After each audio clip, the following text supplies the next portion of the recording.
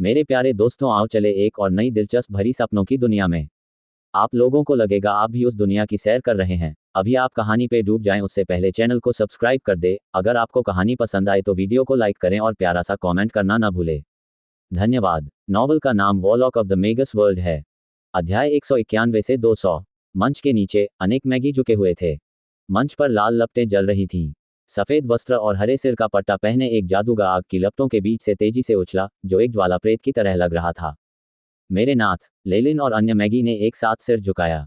हम्फ, Descartes ने अलग भाव से सिर हिलाया और अपना लंबा लबादा झाड़कर अपने निर्धारित स्थान पर बैठ गया। सब लोग। डेकार्ट की आवाज़ बहुत कोमल थी, यद्यपि उसका उच्चारण अजीब था। बड़ी मात्रा में डेटा संग्रहित करने के कारण लेलिन को पता था कि यह एक उच्चारण था जिसे प्राचीन काल में मैगी कुलीन वर्ग इस्तेमाल करता था। अपनी हैसियत दिखाने के अलावा इसमें कुछ भी खास नहीं था। अब केवल सबसे पारंपरिक परिवार ही इस प्रकार की बोली बोलते हैं। मुझे विश्वास है कि आपके प्रभारी लोग आपसे पहले ही बात कर चुके हैं। यदि नहीं, तो आप उनसे इसके बारे में पूछ सकते हैं। मुझे यहाँ केवल एक ही बात कहनी है। Four seasons garden, light Maggi की ओर से अनंत नदी के गुप्त विमान के प्रवेश द्वारों में से एक पर कब्जा कर लेगा। युद्ध और शिकार टीमों को पहले से ही विमानों में समूहों में लाया गया है ताकि वे डार्क मैगी के विरुद्ध संसाधनों पर कब्जा करने के लिए प्रतिस्पर्धा कर सकें। हमारी पोषण बनाने वाली टीम भले ही डार्क मैगी को मारने में सीधे तौर पर शामिल न हो, लेकिन पोषण बनाने में हमारी भूमिका है और हम निश्चित रूप से अन्य टीमों के काम में बाधा नहीं डाल सकते हैं। इस समय डेकाटे की आंखें चमक उठी जब उसने उस क्षेत्र को देखा। वहां उपस्थित सभी ज्योतिषी भय से कांप उठे। क्या ये रैंक 1 के शिखर पर एक मैगस की शक्ति है? हालांकि लेलिन इतनी ताकत का सामना कर सकता था, लेकिन वह जानता था कि वह अभी भी डेकाटे का मुकाबला नहीं कर सकता था। उसने अपने आंकड़े देखे। लेलिन फॉलियर, रैंक 1 वॉरलॉक, रक्तरेखा, विशाल कैमोइन सर्प। शक्ति 7.1, चपलता 6.7, जीवन शक्ति 8.5, आध्यात्मिक बल 58.9, जादुई शक्ति 58, जादुई शक्ति आध्यात्मिक शक्ति के साथ समन्वय में है। तत्व सार रूपांतरण 70%। स्थिति स्वस्थ, रैंक 2 तक पहुंचने के कगार पर खड़े एक मैगस के रूप में डेकाटे की आध्यात्मिक शक्ति निश्चित रूप से 70 से आगे निकल गई थी और शायद 80 के करीब भी हो सकती थी। उसका मौलिक सार रूपांतरण निश्चित रूप से उच्च प्रतिशत तक पहुंच गया था और 80% से बहुत अधिक था, जो कि आगे बढ़ने के लिए आवश्यक था। लेलिन को संदेह था कि लॉर्ड डेकार्ट बहुत पहले ही आगे बढ़ सकते थे, लेकिन उन्होंने आगे बढ़ने से पहले अपने मौलिक सार रूपांतरण को यथासंभव बढ़ाने के लिए खुद को रोक लिया था। लेलिन जानता था कि उसके पास बहुत सारी तरकीबें छिपी हुई हैं, लेकिन वह अधिक से अधिक यही कर सकता था कि डेकार्ट को बिना तैयारी के पकड़ ले। ये निश्चित था कि अनुभवी डेकार्ट उसे अच्छी तरह से हरा सकता था। ठीक है, अब मैं मिशन जारी करूंगा। कैलम, वृक्षस्राव औषधि पर आपका शोध अस्थायी रूप से रोक दिया गया है। अब से अपना सारा समय सड़ते हुए मधुमक्खी झुंड की औषधि बनाने में बिताओ।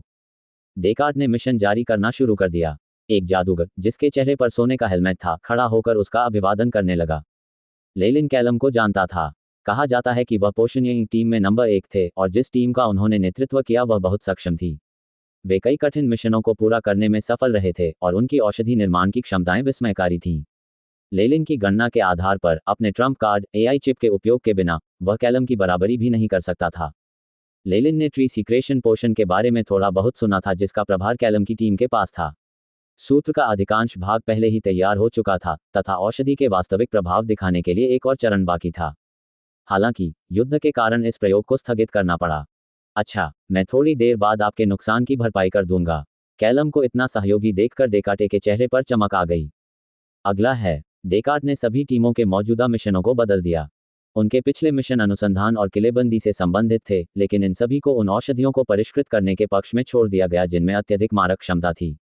मार्टिन की टीम, जिसमें लेलिन भी शामिल था, को हॉट ऑफ लावा बनाने का मिशन मिला। ये हॉट ऑफ लावा पोषण एक प्रकार का आक्रामक पोषण था जिसका प्रभाव क्षेत्र बहुत बड़ा था। यद्यपि 20 डिग्री के आसपास इसकी ताकत थोड़ी कमजोर थी, लेकिन इसकी रेंज बहुत बड़ी थी और बड़े पैमाने के युद्धों में यह एक आवश्यक वस्तु थी। मार्टिन की टीम के अलावा अन्य पोषणीय समूहों को भी यह मिशन मिला। इस औषधि को तैयार करना आसान नहीं था, लेकिन डेकाटे को अपने अधीनस्थों के चेहरों पर उभरी विकृतियों की कोई परवाह नहीं थी तथा उन्होंने प्रत्येक टीम को इसे बनाने के लिए एक निश्चित संख्या आवंटित कर दी। उन्होंने ये भी कहा कि यदि मासिक कोटा पूरा नहीं किया गया तो न केवल उनके लाभ और आवंटन में कमी की जाएगी, बल्कि उन्हें उनके वर्तमान अधिकारों से भी वंचित किया जा सकता है। मार्टिन के चेहरे पर कड़वाहट थी और जब मार्टिन ने आशा भरी नजरों से उसकी ओर देखा तो लेलिन का दिल दहल उठा। डेकार्ट के रवैये से ऐसा प्रतीत होता है कि इटर्नल रिवर के गुप्त क्षेत्र के भीतर क्षेत्रों की लड़ाई में फोर सीजन्स गार्डन का कोई दबदबा नहीं है। इसलिए उन्हें इन आक्रामक औषधियों की बड़ी संख्या की आवश्यकता थी। यदि ऐसा था तो यह निश्चित संभावना थी कि जो लोग आमतौर पर पीछे काम करते थे, जैसे कीमियागर और औषधि विशेषज्ञ, उन्हें फोर सीजन्स गार्डन की ताकत बढ़ाने के लिए अग्रिम मोर्चे पर भेजा जाता था। ऐसा होने की इतनी अधिक संभावना के साथ लेलिन को अपने लिए कुछ तैयारी करने की आवश्यकता थी। आखिरकार वह इतना मूर्ख नहीं था कि फोर सीजन्स गार्डन के लिए अपनी जान दे दे। लेलिन, हम तुम पर भरोसा कर रहे हैं। मार्टिन ने लेलिन की पीठ थपथपाते हुए उसके चेहरे पर उत्कट आशा की झलक दिखाई। उनके साथियों की भी यही अभिव्यक्ति थी। ठीक है, हालांकि यह मिशन अत्यंत महत्वपूर्ण है और मैं कोई गारंटी नहीं दे सकता। लेलिन ने मुस्कुराने की कोशिश की। समय तेजी से बीत गया, खासकर जब कोई औषधि बनाने में व्यस्त था। आमतौर पर लेलिन स्पष्ट रूप से औषधि बनाने में अपनी असली क्षमताओं का खुलासा नहीं करता। इन्हें बनाते समय अपनी अत्यधिक उच्च सफलता दर को छिपाने के लिए उन्होंने जानबूझकर कुछ बार असफलताएं प्राप्त की। हालांकि इस पूरी स्थिति का एक सकारात्मक पहलू भी था। चूंकि पोषण बनाने का काम बहुत सावधानी से किया जाना था, इसलिए पोषण मास्टर्स के लिए उपयुक्त वातावरण होना आवश्यक था। इसलिए वे अक्सर अकेले ही काम करते थे। लेलिन के पास अपनी एक निजी प्रयोगशाला भी थी और जब वह औषधि तैयार कर रहा था तो उसकी अपनी टीम के सदस्य भी उसे रोकने की हिम्मत नहीं जुटा पा रहे थे। इससे उसे अपनी इच्छानुसार कार्य करने का अवसर मिला। सबसे पहले लेलिन ने कोटा पूरा करने के लिए पर्याप्त औषधियां तैयार करने में बहुत कम समय का उपयोग किया। बाकी समय ब्रांडेड तलवारबाज पर शोध करने, प्राचीन आत्मावध संप्रदाय के गुप्त विमान से प्राप्त जानकारी और अन्य रुचिकर विषयों पर शोध करने में व्यतीत हुआ। लेलिन की निजी प्रयोगशाला में ब्यूरेट, बीकर और अन्य प्रयोगशाला कंटेनर जिनमें रंगीन तरल पदार्थ भरे हुए थे, शुद्ध सफेद रंग की प्रयोगात्मक मेज के ऊपर बिखरे हुए थे। इनमें से कुछ तरल पदार्थ विलायक थे जो फूटते थे। मेज के पास लेलिन ने अपनी आंखें कसकर बंद कर रखी थी, उसके चेहरे की मांसपेशियां फड़क रही थीं। उसी समय ऊर्जा और आध्यात्मिक शक्ति के छल्ले तरंगित हो रहे थे और लगातार संकुचित हो रहे थे। वातावरण में हल्की हल्की लहरें उठने लगी, मानो उसे भी दबाया जा रहा हो। लेलिन के पास जो विशाल आध्यात्मिक शक्ति थी, वह उतार चढ़ाव के साथ लगातार कम होती जा रही थी, और एक समय ऐसा भी आया जब उसकी आध्यात्मिक शक्ति का पता लगाना असंभव हो गया था। कुछ देर बाद लेलिन ने अपनी आंखें खोलीं। वर्तमान में उसकी आंखें साफ और शुद्ध थीं। पहले वाला अंधकार कहीं नजर नहीं आ रहा था। वह जो ऊर्जा तरंगें छोड़ता था, वे लुप्त हो चुकी थीं और वह एक सामान्य मनुष्य प्रतीत हो रहा था।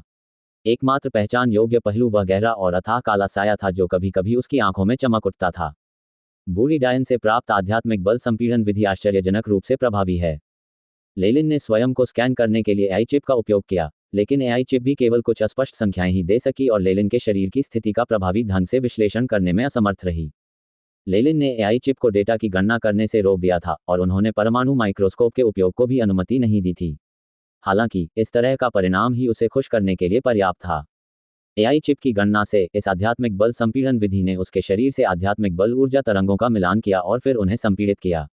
इससे आध्यात्मिक शक्ति की ऊर्जा तरंगों का समायोजन हो जाएगा और उसकी असली ताकत छिप जाएगी। बूरीडायन द्वारा दी गई जानकारी का केवल पहला भाग ही अन्य रैंक एक मैगी से उसकी ताकत को छुपाने के लिए पर्याप्त था। प्राचीन आत्मावध संप्रदाय के गुप्त विमान में अपने समय के दौरान बूढ़ी चुड़ैल से प्राप्त दूसरे आधे भाग के साथ ये प्रभाव कई गुना बढ़ गया था। वर्तमान लेलिन को यकीन था कि रैंक 2 मैगी भी उसकी ताकत के छिपे होने का पता लगाने में असमर्थ होंगे। आसन युद्ध से ठीक पहले इस क्षमता का होना इसे और भी अधिक मूल्यवान बनाता है। इस विधि का उपयोग मेरे छिपने के कौशल में से एक के रूप में किया जा सकता है। जब इसे शैडो स्टेल्थ के साथ जोड़ा जाता है तो प्रभाव और भी बेहतर प्रतीत होते हैं। लेलिन जब गहन चिंतन में था, तब एआई चिप ने उत्साहपूर्वक गणना करना शुरू कर दिया। लगभग आधे घंटे के बाद लेलिन उठा और प्रयोग की मेज पर रखी सुनहरी घंटी बजाई। डिंगलिंग, डिंगेलिंग, तारांकन। घंटी की मधुर ध्वनि गूंजी। तारांकन, चरमराहट, तारांकन। कुछ ही क्षणों बाद एक गुप्त दरवाजा खुला और कवच पहने 2 महान शूरवीर अंदर आए। नंबर 2, नंबर 3, अब तबीयत कैसी है आपकी? लेलिन ने उन 2 लोगों का सर्वेक्षण किया जिनकी लंबाई बढ़ गई थी और जिनके शरीर में बदलाव आया था। उसकी आंखों में उत्सुकता चमक उठी। सूजन के कारण कुछ दर्द हो रहा है, जैसे कि कोई चीज मेरे शरीर में छेद कर रही है। मालिक, मैं भी नंबर 2 जैसा ही महसूस करता हूँ। इसके अलावा मेरा शरीर ठंडा और गर्म होने के बीच बदलता रहता है और अचानक ताकत में उछाल आ जाता है। जब ऐसा होता तो मैं अनजाने में जो भी चीज पकड़ता उसे तोड़ देता। नंबर 3 ने रिपोर्ट करते समय एक पैर पर घुटने टेक दिए। क्या ऐसा है? प्रयोग की मेज पर लेट जाओ और मुझे देखने दो, लेलिन ने आदेश दिया। नंबर 3 ने अपना सारा कवच उतार दिया और जल्दी से बर्फ की ठंडी मेज पर लेट गया। इस समय उसके शरीर पर लगा निशान स्पष्ट होता जा रहा था। सबसे स्पष्ट बात यह थी कि कुछ अजीब दिखने वाले ब्रांड टूटे हुए थे जिन्हें लाल उपकरणों के साथ रखा गया था। मैं अब प्राचीन ब्रांडेड तलवारबाज को फिर से बनाने के तरीकों को दोहराने में असमर्थ हूं, इसलिए मैं केवल दूसरे सर्वश्रेष्ठ के लिए समझौता कर सकता हूं। जब तक मैं जबरन ब्रांड को जोड़ता हूं और ग्रैंड नाइट्स को अस्थायी रूप से इस शक्ति का उपयोग करने देता हूं, तब तक यह अभी भी काम करता है। लेलिन ने मन ही मन सोचा। शक्तिशाली ब्रांडेड तलवारबाज को बनाने की विधियों को पूरी तरह से दोहराने के लिए बड़ी मात्रा में समय की आवश्यकता थी। वर्तमान लेलिन को अन्य साधनों से काम चलाना पड़ा। युद्ध पूर्व काल में दक्षिणी तट पर स्थित संपूर्ण मैगस विश्व अराजक स्थिति में था। हालांकि लेलिन हमेशा फोर सीजन्स गार्डन के मुख्यालय में ही रहता था, लेकिन उसने बाहरी दुनिया से सभी संपर्क पूरी तरह से नहीं तोड़े थे। हर दिन वह अपने बटलर डैमियन, जो अभी भी नाइटलेस सिटी में था, से दक्षिणी तट के बारे में जानकारी प्राप्त कर सकता था, साथ ही अन्य चैनलों से भी जानकारी प्राप्त कर सकता था। अनंत नदी के मैदानों के गुप्त विमान के प्रकट होने से दक्षिणी तट में हलचल मच गई थी। सभी मागी, चाहे वे संगठन हों, भटकते मागी हों या फिर भगोड़े हों, सभी अनंत नदी के मैदानों की ओर भाग रहे थे। इटर्नल रिवर प्लेन्स का गुप्त विमान दक्षिणी तट पर अब तक पाया गया सबसे बड़ा विमान बताया गया। इसका क्षेत्रफल 10 मिलियन म्यू जितना था और यह अब तक पाए गए सभी संसाधन आधारित गुप्त विमानों के कुल क्षेत्रफल से भी अधिक था। कई ज्योतिषी इस शानदार खोज से लाभ उठाना चाहते थे। इस तरह के गुप्त विमान के लिए इसका एक छोटा सा हिस्सा ही औसत जादूगर के कई दशकों के खर्च को पूरा करने के लिए पर्याप्त था। प्राचीन काल में भी जो मैगी संगठन ऐसे विमान स्थापित कर सकते थे, वे निश्चित रूप से उत्कृष्ट थे। जो मैगी इस स्तर की विरासत प्राप्त कर सकते हैं, वे निश्चित रूप से उनकी अड़चन को तोड़ सकते हैं और उन्हें रैंक 3 तक आगे बढ़ने या रैंक 4 मॉर्निंग स्टार मैगस बनने का मौका दे सकते हैं। इस तरह के बड़े प्रलोभन ने न केवल निष्क्रिय मैगी को इच्छा से पागल बना दिया, बल्कि यहाँ तक कि वृद्ध मैगी, जो बहुत समय पहले सेवानिवृत्त हो चुके थे, ने भी कार्य करने का निर्णय लिया और अनंत नदी के मैदानों की ओर दौड़ पड़े। अपनी बड़ी संख्या के कारण गुप्त विमान की ओर भाग रहे मैगी को अंततः प्रवेश द्वारों की सुरक्षा कर रहे बड़े मैगी संगठनों के साथ संघर्ष करना पड़ा। नाटकीय दृश्य, अराजकता, हत्याएं, गठबंधन और विश्वासघात अनंत नदी के मैदान के मंच पर लगातार खेले जाते थे। कई छोटे मैगी संगठनों और व्यक्तिगत मैगी ने बड़े अंधेरे और उज्ज्वल मैगी समूहों के खिलाफ मुकाबला करने के लिए गठबंधन भी बनाया। ऐसी अव्यवस्थित स्थिति में लेलिन को जितनी जल्दी हो सके खुद को बचाने के लिए अपनी ताकत बढ़ाने की जरूरत थी। हालांकि इतने कम समय में बनाया गया ब्रांडेड तलवारबाज केवल एक बार ही प्रयोग योग्य था और उसकी ताकत भी कम हो सकती थी, लेकिन लेलिन के लिए यह पर्याप्त था। महत्वपूर्ण क्षणों में वह केवल अपने आप पर ही भरोसा कर सकता था। जहां तक अन्य संगठनों और शक्तियों का प्रश्न है, हे फोर सीजन्स गार्डन की वर्तमान स्थिति बहुत अच्छी नहीं थी। इटर्नल रिवर मैदानों में मैगी के भारी आगमन के परिणामस्वरूप क्षेत्र में सुरक्षा कमजोर हो गई थी। फोर सीजन्स गार्डन को न केवल गुप्त विमान के अंदर से होने वाले हमलों से निपटना था, बल्कि प्रवेश द्वार पर व्यवस्था बनाए रखने के लिए कुछ जादूगरों को भी भेजना था। उनकी संख्या पर्याप्त नहीं थी। इसका एक प्रमुख उदाहरण फोर सीजन्स गार्डन में मैगी की स्पष्ट कमी थी। रैंक 2 मैगी नेता शायद ही कभी देखे जा सकते थे। ये स्पष्ट था कि फोर सीजन्स गार्डन की रक्षा क्षमताएं धीरे धीरे कमजोर होती जा रही थीं। लेलिन के मन में यह विचार भी आया कि वह ये जानकारी हजारों दखलंदाज हाथों को दे दे और उनकी कमजोरियों से कुछ लाभ प्राप्त करे। हालांकि इस योजना को लेनिन ने तुरंत अस्वीकार कर दिया। ट्रायल साइट द्वारा देखे गए पिछले अनुबंध से प्राप्त प्रतिबंधों के अलावा गुप्त विमान की रखवाली करने वाला रैंक 2 मैगस अभी भी आसपास था। इस प्रकार के गुप्त विमान पर कब्जा करने के लिए कम से कम रैंक 2 डार्क मैगस की आवश्यकता थी, जो थाउजेंड मैडलिंग हैंड्स को नियंत्रित कर रहा था। लेलिन महज एक सामान्य सदस्य था जिसने अधिक से अधिक कुछ कुख्याति हासिल की थी। वह अभी तक ऐसे शक्तिशाली व्यक्ति के साथ सीधे संपर्क में आने के योग्य नहीं था। हालांकि बूढ़ी चुड़ैल ने लेलिन को एक बुजुर्ग के रूप में अपना पद देने का वादा किया था, लेकिन वह गुप्त विमान में फंस गई थी। इस प्रकार यह वादा अवैध हो गया। हालांकि लेलिन को यह दुखद लगा, लेकिन उसे कोई विशेष अफसोस नहीं हुआ। ऐसी स्थिति में यह चमत्कार ही था कि वह बच निकला। परिस्थितियों को देखते हुए किसी अन्य विषय पर सोचना व्यवहारिक नहीं था। लेलिन अभी भी उत्सुक था। बूढ़ी डायन और उसकी आत्मा रूपी बेटी जय गुप्त विमान में कैसे थी? और वह गार्गामेल, लोथसम ईविल के विकास के रूप में इस डरावने प्राणी में न केवल रैंक 2 मैगस की भयावह ताकत थी, बल्कि इसमें कई अप्रत्याशित तकनीकें भी थीं। गुप्त विमान के प्रवेश द्वार के नष्ट हो जाने से इसमें अधिक समय तक बाधा नहीं आएगी। यदि इसे छोड़ दिया जाए तो दक्षिणी तट पर स्थिति लगभग वैसी ही होगी जैसी कि अभी है, या शायद और भी अधिक अराजक होगी। यदि गार्गामेल को लेलिन का पता चल गया तो वह निश्चित रूप से उसे नहीं छोड़ेगा। आखिरकार उसने मूलतः मूर्खता ही की थी। इसलिए लेलिन में सत्ता की तीव्र इच्छा बढ़ती जा रही थी। ब्रांडेड तलवारबाज, जब तक मैं ये प्रयोग पूरा कर लूंगा, मुझे तुरंत ही आधिकारिक मैगी की शक्ति वाले 2 अधीनस्थ मिल जाएंगे। वे मृत्यु से नहीं डरेंगे और मेरी सेवा करने के लिए उनकी एक अविरल धारा बनी रहेगी। लेलिन की नीली आंखें उत्साह से चमक उठीं। एआई चिप, डेटा स्कैन करें। बीप, मिशन स्थापित हो गया, आवश्यक डेटा एकत्र करना शुरू हो गया। सूक्ष्म स्कैन जारी है। एआई चिप ने लेलिन के आदेशों का निष्ठापूर्वक पालन किया। बीप, लक्ष्य का डेटा, शक्ति 29, चपलता 24, जीवन शक्ति 35, आध्यात्मिक बल 19। रून के साथ ब्रांडेड किया गया है। ज्वाला विस्तार पुरुष उपयोग के लिए प्रभाव, शरीर की सतह पर बड़ी मात्रा में ज्वाला तत्व कणों को संग्रहित करने और युद्ध में इसका उपयोग करने में सक्षम। प्रत्येक हमले से आग से अतिरिक्त क्षति होगी। सभी मूल कणों को एक बार में ही नष्ट किया जा सकता है तथा इसका प्रभाव रैंक एक मैगस के लावा फायरबॉल के समान होता है। अनुमानित शक्ति 30 डिग्री।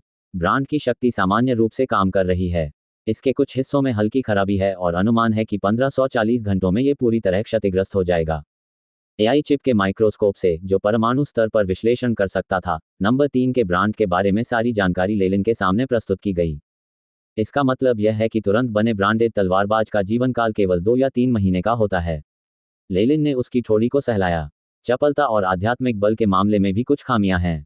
हालांकि तोप के चारे के रूप में जिसका उपयोग केवल एक बार किया जा सकता है, ये पर्याप्त है।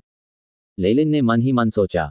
इसके बाद उन्होंने फोर सीजन्स गार्डन में अपने काम से अर्जित सभी योगदान अंकों को वयस्क पुरुष ग्रैंड नाइट दासों के बदले में देने की योजना बनाई। इन दोनों तुरंत बने ब्रांडेड तलवारबाजों के शरीर पर लेलिन ने पहले से कुछ तैयारियां भी की थी ताकि यह सुनिश्चित हो सके कि वे पूरी तरह से उसके नियंत्रण में हैं। हालांकि उसकी आध्यात्मिक शक्ति और अन्य क्षेत्रों की सीमाओं के कारण एआई चिप ने गणना की थी कि वह एक समय में केवल 5 ब्रांडेड तलवारबाजों को ही नियंत्रित करने में सक्षम था। केवल तभी जब 5 ब्रांडेड तलवारबाजों में से कुछ की मृत्यु हो जाए, जिससे रिक्त स्थान खाली हो जाए, लेलिन अपनी क्षमताओं का उपयोग कर सकता है और अन्य ब्रांडेड तलवारबाजों के साथ उस स्थान को भर सकता है। यह कोई इष्टतम स्थिति नहीं थी, लेकिन लेलिन के लिए अब यही सबसे अच्छा था जो वह कर सकता था। रैंक एक मैगस के रूप में लेलिन 5 काफी शक्तिशाली ब्रांडेड स्वॉर्डमैन को नियंत्रित करने में सक्षम था। यदि इसकी अफवाह फैल गई तो निश्चित रूप से समूचे दक्षिणी तट को झटका लगेगा। संकुचित करें। डेटा एकत्र करने और अपने प्रयोगों को पूरा करने के बाद लेलिन ने नंबर 3 की पीठ पर एक अजीब दिखने वाला रून दबा दिया। तुरंत ही नंबर 3 के शरीर के चारों ओर मौजूद अग्नि तत्व कणों की बड़ी मात्रा फीकी पड़ गई और उसके शरीर से ऊर्जा तरंगें कमजोर पड़ने लगी जब तक कि वह ग्रैंड नाइट के स्तर पर नहीं पहुंच गया। ये वह तकनीक थी जिसे उसने बूढ़ी डायन द्वारा दी गई आध्यात्मिक बल संपीड़न विधि के बारे में जानकारी का उपयोग करके समझा था। लक्ष्य के शरीर में ऊर्जा तरंगों को नियंत्रित करने के लिए बाह्य शक्तियों का प्रयोग करने से दूसरों की इंद्रियां भ्रमित हो जाएंगी। ब्रांडेड तलवारबाज लेलिन का गुप्त तुरुप का पत्ता था और वह स्वाभाविक रूप से इतनी जल्दी नहीं चाहता था कि उसे खोजा जाए। इसलिए दिखावा करना और अपनी ताकत को छिपाना आवश्यक था। इसके बाद लेलिन ने नंबर 2 के शरीर पर वही दोहराया जो उसने नंबर 3 के साथ किया था। इन 2 ग्रैंड नाइट्स को प्रयोगशाला में रहने का आदेश देने के बाद लेलिन फोर सीजन्स गार्डन की लाइब्रेरी के लिए रवाना हो गया। आमतौर पर वहां कुछ आधिकारिक मागी या अनुचर पढ़ते या बातचीत करते हुए मौजूद होते थे। यद्यपि वहां बहुत सारे लोग थे, फिर भी वहां व्यवस्था थी और आश्चर्यजनक रूप से शांति थी। पुस्तकालय अब अत्यंत शांत था, लेकिन यह उजाड़ लग रहा था। जो डेस्क और कुर्सियां हमेशा भरी रहती थीं, वे खाली थीं और कभी कभी बगीचे से पत्तियां और पंखुड़ियां सीटों पर गिर रही थीं। वहां मौत जैसी शांति और एकाकीपन था। मेरे नाथ, एक बूढ़ा मैनेजर अभी भी लाइब्रेरी में अपने पद पर था। लेलिन को देखते ही उसके शरीर पर मौजूद सजावटी वस्तुएं भी चमक उठीं और उसने अभिवादन में सिर झुकाया। इसकी कोई जरूरत नहीं है, अब तो बहुत कम लोग ही बचे हैं। लेलिन काउंटर पर झुक गया और सहजता से बोला, सभी अनुचर मिशन प्राप्त करने के बाद चले गए हैं। मैंने पहले कभी फोर सीजन्स गार्डन में इतने कम लोग नहीं देखे थे। बूढ़े मैनेजर ने कड़वी मुस्कान दी। मिशन, अब क्या यह अनंत नदी के मैदानों के गुप्त विमान हो सकता है? लेलिन को यह अकल्पनीय लगा। मागी के बीच लड़ाई में अनुचर तोप के चारे के अलावा और कुछ नहीं थे। बड़े पैमाने पर मंत्र संरचनाओं के अलावा जो कुछ हद तक प्रभावी हो सकते हैं, अनुचर सामान्यतः मैगी के लिए आसान शिकार थे। फोर सीजन्स गार्डन का ये कदम बिल्कुल तरकीन था। बेशक वे गुप्त विमान में इतनी गहराई तक नहीं जाएंगे, बूढ़े मैनेजर ने जल्दी से लेलिन को समझाया। यद्यपि अनंत नदी के मैदानों के गुप्त विमान की ओर जाने वाले बहुत से लोग आधिकारिक मागी हैं, फिर भी वहां बहुत से घुमक्कड़ अनुयायी भी हैं जिन्हें मृत्यु का कोई भय नहीं है। वे अपना भाग्य आजमाने के बारे में सोच रहे थे। महान मागी ने स्वाभाविक रूप से उनकी परवाह नहीं की और अब बाहर भेजे जाने की हमारी बारी है। आखिरकार अनंत नदी के मैदानों का गुप्त विमान बहुत बड़ा है। यदि थोड़ी सी किस्मत रही तो स्तर 3 के अनुचरों को विरोधी आधिकारिक मैगी से सामना नहीं करना पड़ेगा और वे सुरक्षित रूप से बहुत सारे संसाधनों के साथ भाग जाएंगे। इसलिए कुछ निडर स्तर 3 अनुयायी हैं जिन्होंने हमारे फोर सीजन्स गार्डन द्वारा गुप्त विमान का पता लगाने के लिए दिए गए मिशन को स्वीकार कर लिया है। ये देखा जा सकता था कि पुराने मैनेजर को सब कुछ अच्छी तरह से पता था, क्योंकि लेलिन को खुद भी उसकी कही गई कुछ बातों के बारे में पता नहीं था। धन्यवाद, लेलिन ने आगे कहा, मेरे लिए एक प्रवेश कार्ड लगाओ। मैं लाइब्रेरी के गुप्त कमरे में जाना चाहता हूँ। इसके बाद लेलिन ने अपना पहचान पत्र काउंटर पर रख दिया। बूढ़े आदमी ने सब कुछ जल्दी से संसाधित किया और कुछ ही देर बाद उसने टोकन वापस कर दिया और लेलिन को एक पारदर्शी क्रिस्टल कार्ड दिया। गुप्त कमरे में पढ़ने की कीमत प्रति घंटे 10 योगदान अंक है। कृपया समय का ध्यान रखें और अपने सभी योगदान अंक समाप्त होने से पहले ही चले जाएं।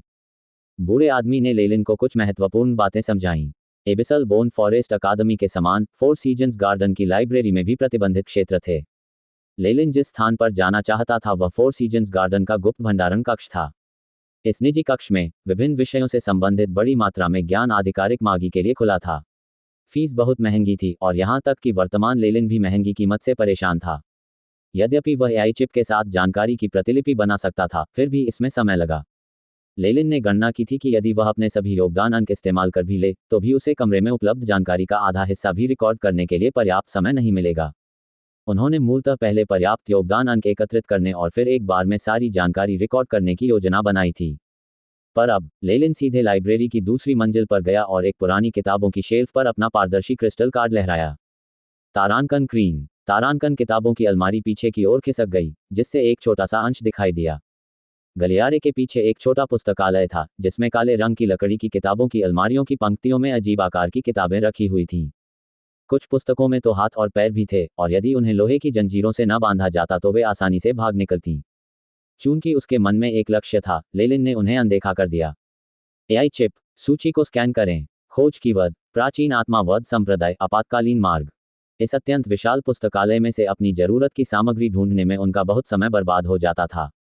सौभाग्यवश लेलिन के पास एआई चिप थी और कुछ ही मिनटों में उसे वह जानकारी मिल गई जो वह चाहता था।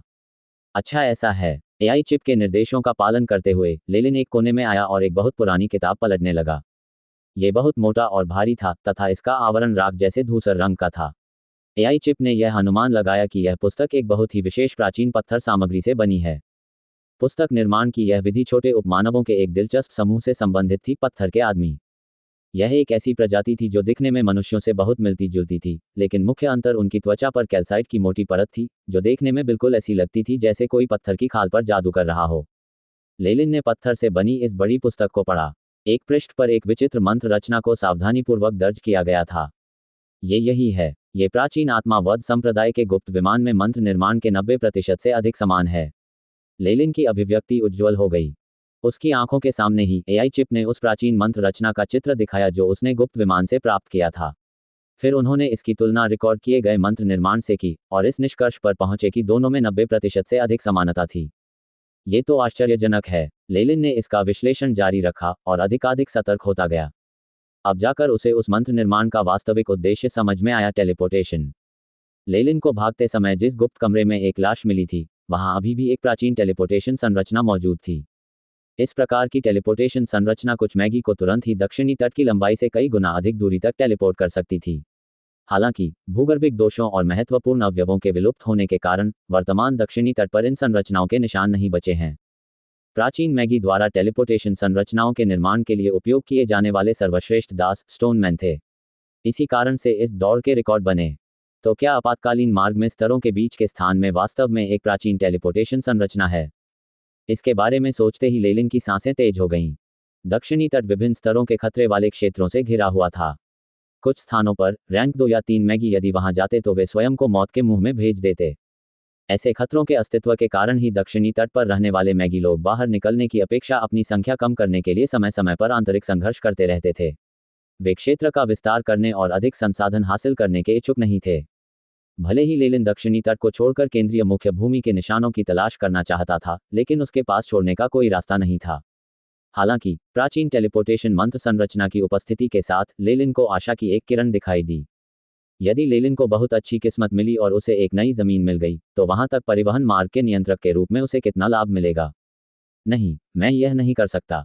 शांत हो जाएं, शांत हो जाएं। इस प्राचीन टेलीपोर्टेशन संरचना का अभी भी उपयोग किया जा सकता है या नहीं, और यह कहाँ जाता है, ये सब अज्ञात हैं। इसका प्रभावी उपयोग करने के लिए मुझे इन सभी सवालों का जवाब देना होगा। लेलिन ने उसकी ठोड़ी को सहलाया और उसकी भावनाओं को शांत किया। फिर उसने अपने वस्त्र के अंदर से एक फटी हुई डायरी निकाली। मैं इस डायरी से जानकारी लेकर शायद उत्तर पा सकूं। आपातकालीन मार्ग के भीतर गुप्त डिब्बे में लेलिन को न केवल प्राचीन टेलीपोर्टेशन संरचना मिली, बल्कि उसे प्राचीन आत्मावध संप्रदाय के एक उच्च पदस्थ जादूगर के अवशेष भी मिले। इसके अलावा उन्हें मृतक मैगस के शरीर पर कुछ विविध वस्तुएं और यह डायरी भी मिली। वापस लौटने पर लेलिन ने सबसे पहला काम यह किया कि उसने एआई चिप को इस फटी हुई डायरी में सारी जानकारी दर्ज करने का आदेश दिया। दुर्भाग्यवश डायरी में प्रयुक्त भाषा ऐसी नहीं थी जिसे एआई चिप समझ सके। इससे लेलिन के लिए अंदर की जानकारी को समझना मुश्किल हो गया। काले गाउन पहने हुए अजीब लोग जो आत्माओं को वश में करना पसंद करते हैं, आदेश जारी करने के लिए अजीब भाषा और अक्षरों का उपयोग करना पसंद करते हैं। जब तक हम नहीं समझेंगे, हमें क्रूरता से दंडित किया जाएगा, जिसके कारण हमें उस शापित ट्यूरिन भाषा का नाम सीखने के लिए मजबूर होना पड़ा। स्टोन मैन की पुस्तकों में लेलिन को ये लिखित विवरण मिला। इसमें कोई आश्चर्य नहीं कि एआई चिप डायरी की विषय वस्तु की व्याख्या नहीं कर सकी। तो ये ट्यूरिन भाषा थी। लेलिन को अचानक समझ आ गया। ट्यूरिन भाषा प्राचीन काल में प्रयुक्त होने वाली एक विशिष्ट भाषा थी, जिसमें सूचना प्रेषित करने के लिए विशेष ध्वनि तरंगों और प्रकाश किरणों का प्रयोग किया जाता था। यहाँ तक कि इसके अक्षर भी अन्य मौजूदा भाषाओं की तुलना में काफ़ी भिन्न थे। एआई चिप के डेटाबेस में इस ट्यूरिन भाषा का कोई रिकॉर्ड नहीं था। ट्यूरिन भाषा। लेलिन ने किताबों की अलमारी में इधर उधर देखा और एक कोने में उसे कुछ किताबें मिली जो ट्यूरिन भाषा में लिखी हुई लग रही थीं। यहाँ तक कि एक पुस्तक भी थी जिसमें इस भाषा की व्याख्या करने का संक्षिप्त परिचय दिया गया था। एआई चिप, इसे स्कैन करें। उत्साह में लेलिन ने जल्दी से एक किताब खोली और एआई चिप को उसे रिकॉर्ड करने का आदेश दिया। महाराज, भोजन का समय हो गया है। क्या आप यहाँ डिनर पार्टी का आनंद लेने की योजना बना रहे हैं? इस समय आपके योगदान अंक लगभग पूरी तरह से उपयोग हो चुके हैं। लेलिन ज्ञान के सागर में डूबा हुआ था और डायरी में दी गई जानकारी का अनुवाद और उसे पुनः स्थापित करने के लिए एआई चिप का उपयोग कर रहा था। संक्षेप में, एक पागल जादूगर था जो गार्गामेल बनाने के लिए आत्माओं का उपयोग करता रहा। अंततः ये प्रयोग उसके लिए उल्टा पड़ गया। ये सचमुच एक दुखद कहानी थी। लेलिन को सबसे अधिक प्रसन्नता उस प्राचीन टेलीपोर्टेशन संरचना के समान कुछ छवियों को देखकर हुई जो उसे डायरी के पीछे मिली। छवियों के आधार पर, साथ ही एआई चिप की ओर से कुछ अटकलों के आधार पर, लेलिन ये परीक्षण करने में सक्षम होगा कि क्या संरचना अभी भी काम करने योग्य है। अब अद्भुत मूड में, लेलिन ने पुराने मैनेजर की परवाह नहीं की और अपने क्रिस्टल कार्ड पर नजर डाली। मैं समझ गया, मैं अभी बाहर आता हूँ। बूढ़े आदमी की परवाह न करते हुए, जो इतनी गहराई से झुका हुआ था कि उसका सिर फर्श को छू रहा था, लेलिन पुस्तकालय से बाहर निकल गया। एआई चिप, अभी अभी प्राप्त जानकारी के आधार पर पहले दर्ज की गई प्राचीन टेलीपोर्टेशन संरचना कितनी पूर्ण थी? लेलिन ने थोड़ा घबराते हुए पूछा। बीप, मिशन स्थापित, टेलीपोर्टेशन से संबंधित जानकारी की छँटाई और तुलना। एआई चिप की यांत्रिक आवाज सुनाई दी। लेलिन के सामने आभासी स्क्रीन पर बड़ी संख्या में शब्द और चित्र चमक उठे, जिनमें पहले से रिकॉर्ड की गई संरचना बिल्कुल बीच में थी। बीप, तुलनात्मक परिणाम, टेलीपोर्टेशन गठन का समापन 98.8%। संरचना के दूसरे छोर पर स्थिति अज्ञात है, गणना करने में असमर्थ। एआई चिप के जवाब ने लेलिन को और भी अधिक चमकदार मुस्कुराहट दी। यद्यपि गुप्त विमान में अभी भी एक परेशान करने वाला गार्गामेल था, लेलिन को लगा कि वह भागने की जल्दी में होगा। गुप्त कक्ष को अच्छी तरह छुपाया गया था और इस बात की पूरी संभावना थी कि वह अभी भी अच्छी तरह संरक्षित होगा। सबसे महत्वपूर्ण बात थी ऊर्जा का स्रोत। यहाँ तक कि प्राचीन टेलीपोर्टेशन संरचनाओं को भी शक्ति के स्रोत की आवश्यकता थी। एआई चिप, इस संरचना को प्रयोग योग्य बनाने के लिए क्या चाहिए? लेलिन ने पूछा। जादुई क्रिस्टल सार, या कोई वस्तु जिसमें ऊर्जा कणों की घनी मात्रा होती है। एआई चिप ने कहा। जादुई क्रिस्टल सार है ना? क्या जादुई क्रिस्टल कार्ड पर्याप्त नहीं है? लेलिन ने पूछा। बीप, इसमें निहित ऊर्जा पर्याप्त नहीं है। ऊर्जा को संघनित करने के लिए शुद्धिकरण प्रक्रिया की आवश्यकता होगी। प्रक्षेपित सामग्री 10,000 जादुई क्रिस्टल कार्ड या अधिक। एआई चिप के जवाब से लेलिन के पैर डगमगा गए। 10,000 जादुई क्रिस्टल कार्ड। एक कार्ड का मूल्य 1,000 जादुई क्रिस्टल से भी अधिक है। 10,000 जादुई क्रिस्टल कार्ड का मतलब होगा कि मुझे 10 मिलियन से अधिक जादुई क्रिस्टल की आवश्यकता होगी।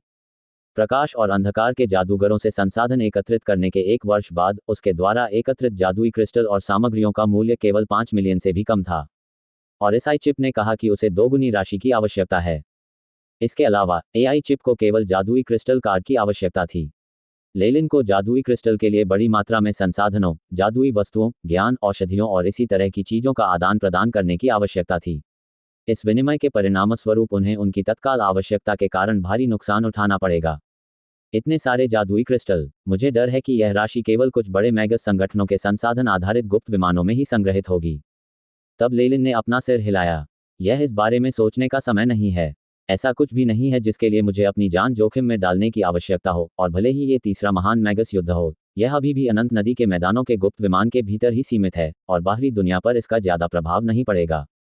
वर्तमान में तीसरे महान मैगस युद्ध में लड़ाई का मुख्य कारण अनंत नदी के मैदानों के गुप्त विमान के अधिकारों पर विवाद था, इसलिए इसके भीतर विभिन्न विवाद और संघर्ष हो रहे थे।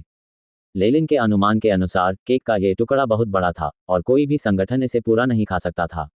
इसे निश्चित रूप से विभिन्न बड़े मजिस्ट्रियमों और गिल्डों के साथ साझा किया जाएगा। जहां तक फोर सीजन्स गार्डन और अन्य गिल्डों की बात है तो उन्हें अधिक से अधिक हिस्सेदारी के लिए लड़ने की पूरी कोशिश करनी थी। सड़कों पर स्वतंत्र रूप से टहलते समय लेलिन ने अपने कानों में एक अजीब सी आवाज सुनी। हम इतनी खतरनाक स्थिति में हैं और फिर भी आप इतने शांत हैं। ऐसा लगता है कि मुझे डेकाटे को सुझाव देना चाहिए कि वह आपको अधिक चुनौतीपूर्ण काम दे। इस आवाज का स्वर ठंडा था, जिससे लेलिन को यह आभास हुआ कि उसने एक भूखे भेड़िए का ध्यान आकर्षित कर लिया है। लेलिन ने असहाय हंसी हंसी और अपनी नाक खुजलाई, जिसके बाद वह पीछे मुड़ा और झुक गया। Lord Caesar. उसके सामने काले वस्त्र पहने एक जादूगर खड़ा था। उस वस्त्र में रक्त लाल रंग के कई धागे लगे हुए थे और उसमें से लगातार रक्त पिपासा निकल रही थी। सबसे अविस्मरणीय बात थी उसके माथे पर बनी आंख। ये 3 आंखों वाला मैगस स्वाभाविक रूप से शिकार दल का सीजर था। वह एक अभिजात्य व्यक्ति था और दृढ़ता से किसी की उत्पत्ति में विश्वास करता था, इसलिए जब लेलिन ने फोर सीजन्स गार्डन में प्रवेश किया तो वह लेलिन को पसंद नहीं करता था और लगातार उसे परेशान करता था। क्या उसकी पूरी शिकार टीम अनंत नदी के मैदानों के गुप्त विमान में तैनात नहीं थी? क्या कुछ ऐसा हुआ था जिसके कारण उसे वापस आकर रिपोर्ट करने की जरूरत पड़ी? लेलिन ने अपने अनुमान लगाते हुए सीजर को अपने बारे में बताया। मैं, आपका अधीनस्थ, ने अपने मासिक आवंटन प्राप्त करने के लिए आवश्यक सभी कार्य पूरे कर लिए हैं और अपने मन को शांत करने के लिए टहलने का निर्णय लिया है। अच्छा ऐसा है। हे, आप बहुत सक्षम हैं। हो सकता है कि कोई ऐसी स्थिति हो जो आपके लिए अधिक उपयुक्त हो। अप्रत्याशित रूप से सीजर ने उसे कोई असुविधा नहीं पहुंचाई तथा जाने से पहले केवल कुछ गंभीर बातें ही कहीं। लेलिन सड़क पर खड़ा होकर गहरी सोच में डूब गया। उनका इससे क्या मतलब था? जल्द ही लेलिन को सीजर के शब्दों का मतलब समझ में आ गया। रात्रि भोजन के दौरान हॉल में भोज का आयोजन किया गया। पोषणीय टीम के सदस्य हॉल में एकत्र हुए और शानदार भोजन का आनंद लिया। हेज़लनट चिकन, भुना हुआ सुअर का बच्चा, शहद वाली शराब और अन्य स्वादिष्ट व्यंजन हर जगह थे। हर कोने पर कूड़े की तरह सजाए गए थे। मेज के बीच में विभिन्न प्रकार के व्यंजन भी रखे हुए थे जो केवल मैगस वर्ल्ड में ही उपलब्ध थे। बुलबुला मछली, डोलोसेन सांप, मक्खन याक, इसके अलावा बहुत सारी बहुमूल्य सामग्रियां, जिनके नाम लेलिन को भी नहीं पता थे, वहां बड़े करीने से व्यवस्थित की गई थीं। बढ़िया शराब की मनमोहक खुशबू हवा में फैल गई, जिसने हर किसी के तालू को लुभाया।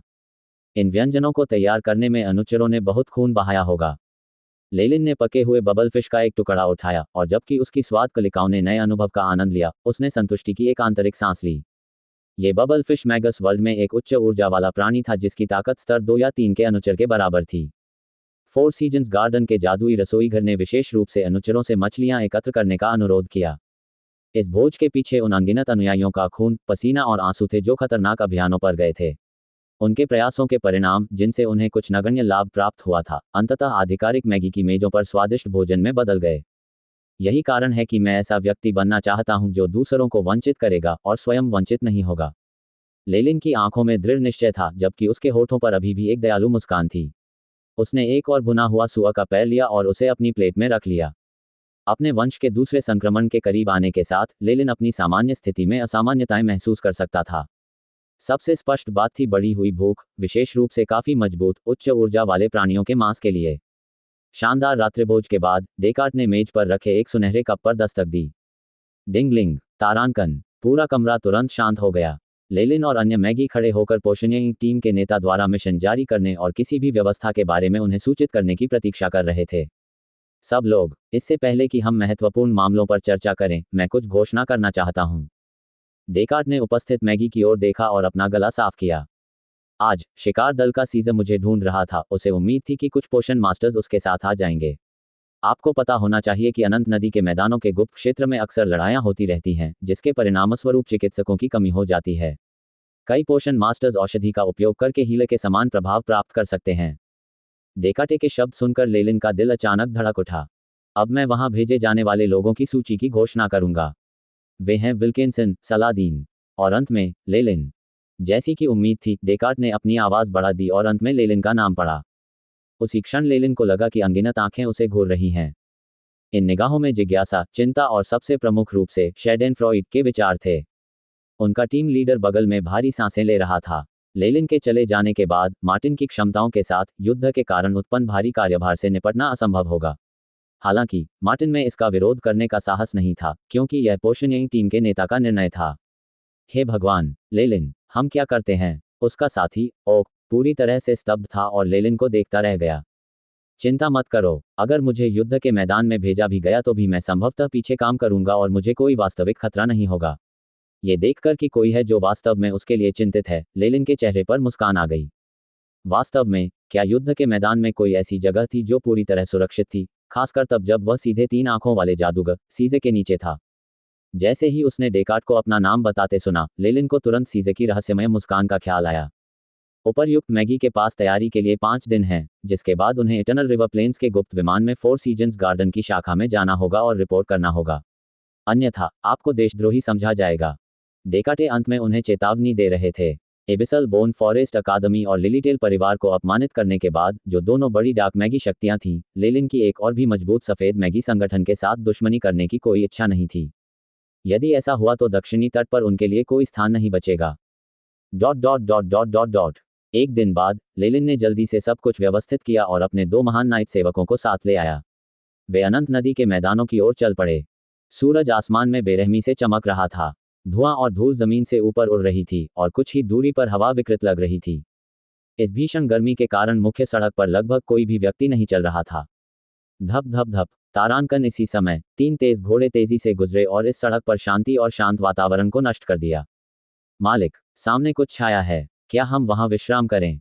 नंबर 2 ने अपने घोड़े की लगाम खींची और लेलिन से पूछा, जो उसके पीछे सवार था। आओ हम आराम करें। हालांकि हम अभी भी काम चला सकते हैं, लेकिन बेचारे घोड़े अब और नहीं चला सकते। लेलिन ने घोड़ों की ओर इशारा किया, जिनके मुंह से झाग निकलने वाला था। उसके पीछे कुछ घोड़े खड़े थे, जिनके ऊपर बक्से रखे थे और उनका अन्य सामान भी बांधा हुआ था। वे निश्चल दिख रहे थे, उनके कान उनके सिर से सटे हुए थे और उनकी आंखों की रोशनी मंद थी। यदि लेलिन अकेले यात्रा कर रहा होता तो वह स्वाभाविक रूप से वैनम वाइवन पर यात्रा कर सकता था। हालांकि उन्हें अपने 2 ग्रैंड नाइट अधीनस्थों को साथ लाना पड़ा और भारी मात्रा में सामान भी ढोना पड़ा। इतनी बड़ी मात्रा में चीजों के साथ, यह स्वाभाविक रूप से उस बोझ से अधिक था जिसे वैनम वाइवन उठा सकता था। नाइटलेस सिटी के पास कोई भी हवाई जहाज नहीं था जो लोगों को सीधे अनंत नदी के मैदानों के गुप्त विमान तक पहुंचा सके, इसलिए लेलिन केवल सबसे आदिम विधि पर भरोसा कर सकता था, जो घोड़े पर यात्रा कर रहा था।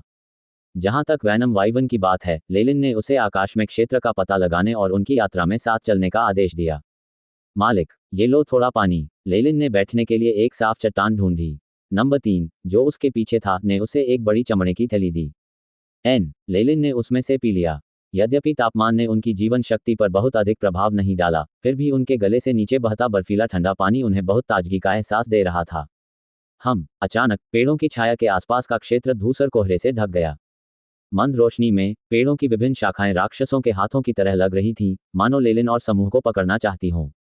इसी समय उन तीनों को एक नींद सी छाने लगी। कौन है भाई? नंबर 2 और नंबर 3 ने अपनी मांसपेशियों को फैलाया और ऊर्जा तरंगें उत्सर्जित करने के लिए तैयार थे। लेलिन की बर्फीली निगाहों ने उन्हें रोक दिया और वे अकड़कर फर्श पर गिर पड़े। हे रक्त दुष्ट, आपके इन 2 ग्रैंड नाइट्स को अच्छी तरह से संशोधित किया गया है। वे वास्तव में मेरे सम्मोहन से बचाव कर सकते हैं। एक छोटे लड़के की आवाज दूर तक पहुंची। ब्लड रॉक का नाम सुनते ही लेलिन की भौहें तन गईं।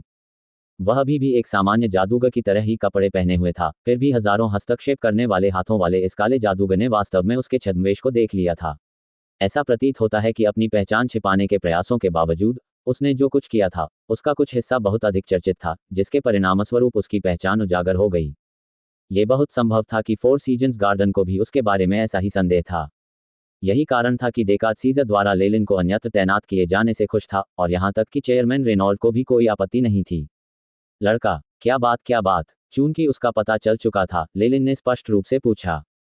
यह ओल्ड डेविल के बारे में है। आखिरकार वह संगठन की एक वरिष्ठ सदस्य हैं और यह ज्ञात नहीं है कि वह जीवित हैं या मर चुकी हैं। बॉस ने हमें गहन जांच करने का निर्देश दिया था। जहां तक मुझे पता है, उसका अंतिम दर्शन आपको और ब्रास रिंग को एक अभियान में भाग लेने के लिए आमंत्रित करने के लिए था। आप सही हैं। हालांकि पीतल की अंगूठी अंदर ही नष्ट हो गई थी। जहां तक ओल्ड डेविल का सवाल है, वह फिलहाल यहां से जाने में सक्षम नहीं है। जहां तक गुप्त विमान के स्थान का सवाल है, मुझे उसके बारे में कोई टिप्पणी नहीं करनी है। लेलिन को विश्वास नहीं था कि वे उसके बारे में इतने चिंतित होंगे। यह अधिक संभावना थी कि वे ओल्ड डेविल को एक बुजुर्ग के रूप में स्थान देने की लालसा कर रहे थे। जैसी कि उम्मीद थी, लेलिन का जवाब सुनकर लड़का हंस पड़ा। आखिरकार, तुम खूनी बदमाश हो। आपके काम करने का तरीका सीधा और स्पष्ट है। आइए, ओल्ड डेविल के बारे में बात करना बंद करें और आगे बढ़ें। मैं अभी आपके लिए बॉस का एक मिशन लेकर आया हूँ। इस बॉस का जिक्र आते ही लड़का और भी गंभीर लगने लगा। इसका क्या मतलब है? हजारों दखलंदाज हाथ कब से अपने सदस्यों पर मिशन थोपते हैं। लेलिन ने अपनी भौहें सिकोड़ लीं। ऐसा प्रतीत होता है कि हजारों हस्तक्षेपकारी हाथों के पीछे का सर्वशक्तिमान अंधकार में जादूगर अंततः सतह पर आ गया है। बेशक, पहले ऐसा कुछ नहीं था। हालांकि, अब सब कुछ अलग है। मुझे विश्वास है कि आप अपनी पहचान की रक्षा के लिए संगठन के लिए अवश्य कुछ करेंगे। क्या मैं सही हूं, लेलिन? क्या मुझे कहना चाहिए, खूनी दुष्ट? लड़के ने उसे धमकाना शुरू कर दिया, उसके स्वर में अहंकार झलक रहा था। कौन सा मिशन? लेलिन ने भावशून्यता से पूछा। हालांकि, अगर उसके आसपास ऐसे लोग होते जो उसे अच्छी तरह जानते होते, तो वे बता पाते कि वह कितना परेशान था। इटर्नल रिवर प्लेन्स के गुप्त विमान पर जाने का आपका मुख्य उद्देश्य फोर सीजन्स गार्डन की आंतरिक इकाई से जानकारी देना है। महत्वपूर्ण क्षणों में, आपको हमारे साथ समन्वय करना होगा और अंदर की रक्षा संरचनाओं को नष्ट करना होगा। लड़का बहुत घमंडी लग रहा था, जिससे लेलिन और अधिक परेशान हो गया। इसका मतलब है कि मैं एक अंडरकवर हो जाऊंगा, है ना? उस समझौते के बारे में क्या कहना है जिस पर मैंने हस्ताक्षर किए थे? अगर मैं फोर सीजन्स गार्डन को धोखा देता हूं तो मुझे निश्चित रूप से ट्रायल आई द्वारा दंडित किया जाएगा, है ना? वह बॉस आपके लिए इसका ध्यान रखेगा। लड़का स्पष्टतः निष्ठाहीन था। दूसरे शब्दों में, आप मुझे कोई लाभ नहीं दे रहे हैं और चाहते हैं कि मैं आपके लिए अपनी जान दे दूं। क्या तुम लोग सोचते हो कि मुझे धमकाना इतना आसान है? लेलिन अचानक व्यंग्यात्मक ढंग से हंस पड़ा, उसकी आंखों में लाल रंग चमक उठा। तारांकन गड़गड़ाहट। तारांकन। उसके बोलने के तुरंत बाद लेलिन ने बेशर्मी से हमला कर दिया। मानव सिर के आकार के अनगिनत आग के गोले लड़के की ओर तेजी से आ रहे थे। तीव्र लपटें हर जगह फैल गईं और धुंध शीघ्र ही वाष्पित हो गई, जिससे एक अंधेरे कोने में एक छोटे लड़के की आकृति दिखाई दी। क्या तुम पागल हो? लड़का क्रोधित होकर दहाड़ा। तुम लोग पागल हो। तुम्हारी हिम्मत कैसे हुई मुझे धमकी देने की? लेलिन ने ठंडे स्वर में उत्तर दिया, उसके दोनों हाथ पूरी तरह से लाल हो गए और वे निर्दयता से आगे की ओर पंजे मार रहे थे। Crimson palm. रक्त दुष्ट की प्रसिद्ध चाल। विशाल रक्त लाल पंजे हवा में लहरा रहे थे और प्रेत पंजों के ऊपर भव्य लपटें जल रही थीं। लेलिन के तात्विक सार रूपांतरण से प्राप्त अतिरिक्त बोनस के साथ, यह मंत्र पहले ही लगभग 34 डिग्री की शक्ति तक पहुंच चुका था। भाड़ में जाओ। छोटे लड़के की हालत बहुत खराब थी क्योंकि उस पर आग के गोले फेंके जा रहे थे। हालांकि वह लुढ़क रहा था और हमले से बचने की कोशिश कर रहा था। वह पूरी तरह धूल से सना हुआ था और एक जोकर जैसा दिख रहा था। लेलिन को ब्लड रॉक की चाल का उपयोग करते हुए देखने के बाद उसका पूरा चेहरा बदल गया। कौन जानता था कि लेलिन इतना पागल और इतना शक्तिशाली होगा? उसकी शक्ति एक अर्ध परिवर्तित मैगस से कहीं अधिक थी। छोटे लड़के ने सोचा था कि उसके हाथ में ब्लैकमेल करने का सामान है। वह लेलिन की पहचान जानता था और जिस क्षण उसने लेलिन को बताया, उसे उम्मीद थी कि लेलिन एक वफादार कुत्ते की तरह लड़के के आदेश का पालन करेगा, जिससे लड़के को कुछ अतिरिक्त लाभ प्राप्त करने में मदद मिलेगी। लेकिन उसने कभी नहीं सोचा था कि लेलिन बिना किसी हिचकिचाहट के हमला कर देगा।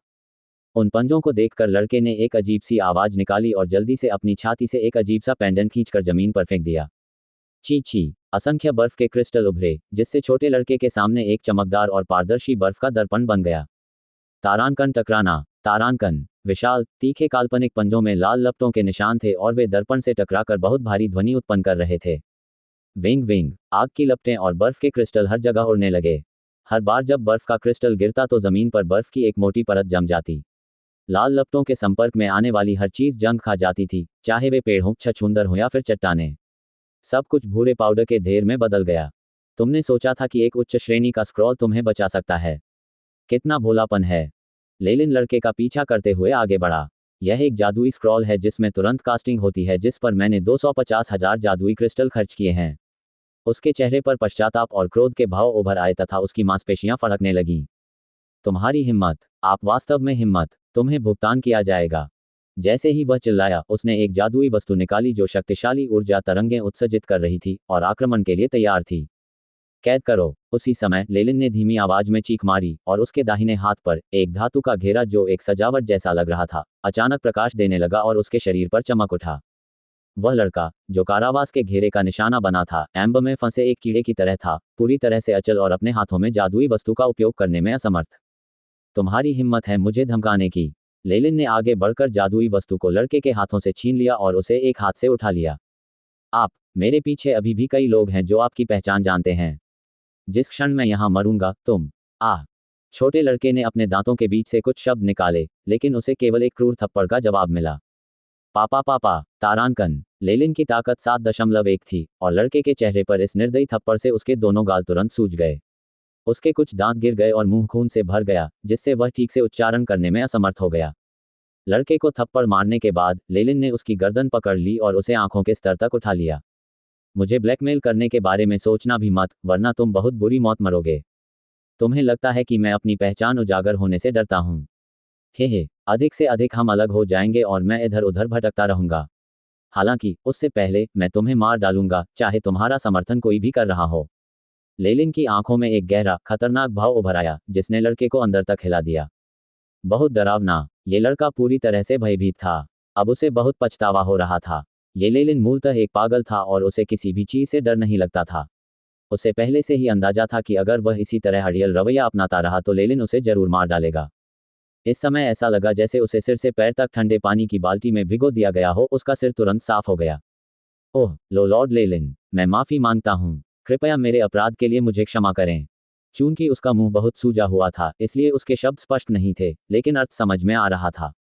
क्या कहा आपने? जोर से लेलिन ने अपने हाथ की ताकत को कसते हुए व्यंग्यात्मक लहजे में कहा। अपनी गर्दन से निकलती एक अजीब सी आवाज सुनकर उस लड़के ने, जिसने अपने जन्मजात जादू को भी पूरी तरह दबा रखा था, हार मान ली। वह बुरी तरह कांपने लगा, उसके चेहरे पर आंसू और नाक बह रही थी। लॉर्ड लेलिन, मैं गलत था। कृपया मुझे माफ करें।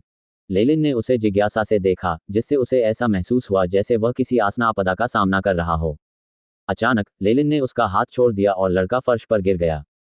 उसने बड़ी बड़ी सांसों के साथ ताजी हवा में सांस ली। उसके हृदय में अप्रत्याशित राहत का एहसास हुआ। बेशक उसका सिर अभी भी बेजान सा झुका हुआ था और वह लेलिन की नजरों से नजरें मिलाने की हिम्मत नहीं जुटा पा रहा था। लोग अपना असली रूप केवल मृत्यु के सामने ही प्रकट करते हैं। लेलिन ने लड़के की दयनीय स्थिति को देखा और मन ही मनाह भरी। भाड़ में जाओ। जो व्यक्ति तुम्हारा समर्थन कर रहा है, उससे मुझसे बात करवाओ। उसी समय लेलिन झुका और उसने वह जादुई वस्तु उठा ली जो लड़के ने गिरा दी थी। ये खंजर जैसा कुछ था। एआई चिप की जांच के आधार पर इसके अंदर ऊर्जा का स्तर मध्यम श्रेणी की जादुई कलाकृति के स्तर तक पहुंच गया था। इसके अलावा ये जादुई कलाकृति अब मेरी होगी, क्योंकि मुझे अपमानित करने की कीमत चुकानी पड़ेगी। यदि ये तथ्य न होता कि रैंक 2 का मैगस इस लड़के के पीछे था और 1000 मेडलिंग हैंड्स के साथ झगड़ा टालना चाहता था, तो लेलिन ने उसे बहुत पहले ही मार दिया होता। हालांकि उसने लड़के को छोड़ दिया था, लेकिन लेलिन निश्चित रूप से चाहता था कि उसे इसकी कीमत दर्द के रूप में चुकानी पड़े। यदि ऐसा नहीं होता तो इस प्रकार के लोग उसके सामने आते रहते। भाग रहे लड़के को बुरी तरह डरा हुआ देखकर लेलिन ने विचार किया। संसाधन आधारित इस गुप्त विमान का आकार इतिहास में अभूतपूर्व था और यह मांस का एक विशाल टुकड़ा था। यहाँ तक कि छाया से 1000 मेडलिंग हैंड्स का संचालन करने वाले रैंक 2 के जादूगर को भी बहकाकर बाहर निकाल दिया गया था। और रैंक 2 मैगस के पीछे निश्चित रूप से डार्क मैगी क्षेत्र के अन्य बड़े संगठन थे। आखिरकार 1000 हस्तक्षेपकारी हाथों के साथ वे केवल सुविधाजनक लाभ ही उठा सकते थे, अन्यथा उन्हें इतने बड़े पैमाने पर होने वाली लड़ाई में भाग लेने का मौका कैसे मिलता? ये शतरंज के खेल जैसा है। कितना कष्टप्रद। लेलिन को लग रहा था कि अगर वह गुप्त विमान में गया तो वह निश्चित रूप से घटनाओं के एक परेशान करने वाले चक्रव्यूह में उलझ जाएगा। दुर्भाग्यवश अंधेरे और प्रकाश के जादूगरों द्वारा दिए गए दबाव के कारण उसके पास पूर्व निर्धारित मार्ग पर शतरंज के मोहरे की तरह आगे बढ़ने के अलावा कोई विकल्प नहीं था। तुम मेरा इस्तेमाल करना चाहते हो? मुझे आश्चर्य है कि क्या आप अभी तैयार हैं? दूर आसमान की ओर देखते हुए लेलिन मुस्कुराया। 1000 हस्तक्षेप करने वाले हाथों की प्रतिक्रिया अत्यंत त्वरित थी। उस रात लेलिन ने उस व्यक्ति को लड़के का समर्थन करते हुए देखा। डूबते सूर्य की नारंगी किरणें लगातार फीकी पड़ती गईं, जब तक कि रात का काला पर्दा पूरे क्षेत्र को ढक नहीं लेता। जैसे ही नंबर 2 और नंबर 3 टेंट लगाने की तैयारी कर रहे थे, लेलिन की नज़र पास के एक बड़े पेड़ पर एक सफ़ेद उल्लू पर पड़ी। मैं अकेले टहलने जा रहा हूँ। तुम्हें मेरे साथ आने की ज़रूरत नहीं है। हाँ मास्टर, नंबर 2 और नंबर 3 ने एक स्वर में उत्तर दिया। सफ़ेद उल्लू का पीछा करते हुए लेलिन एक घुमावदार नदी के किनारे आ गया। एक सफ़ेद और बड़ी चट्टान पर एक आकृति खड़ी दिखाई दे रही थी। उसके चारों ओर घना हरा कोहरा फैला हुआ था, जिसने उसका चेहरा पूरी तरह ढक लिया था। बहुत बड़ा? लेलिन ने आश्चर्य से पूछा।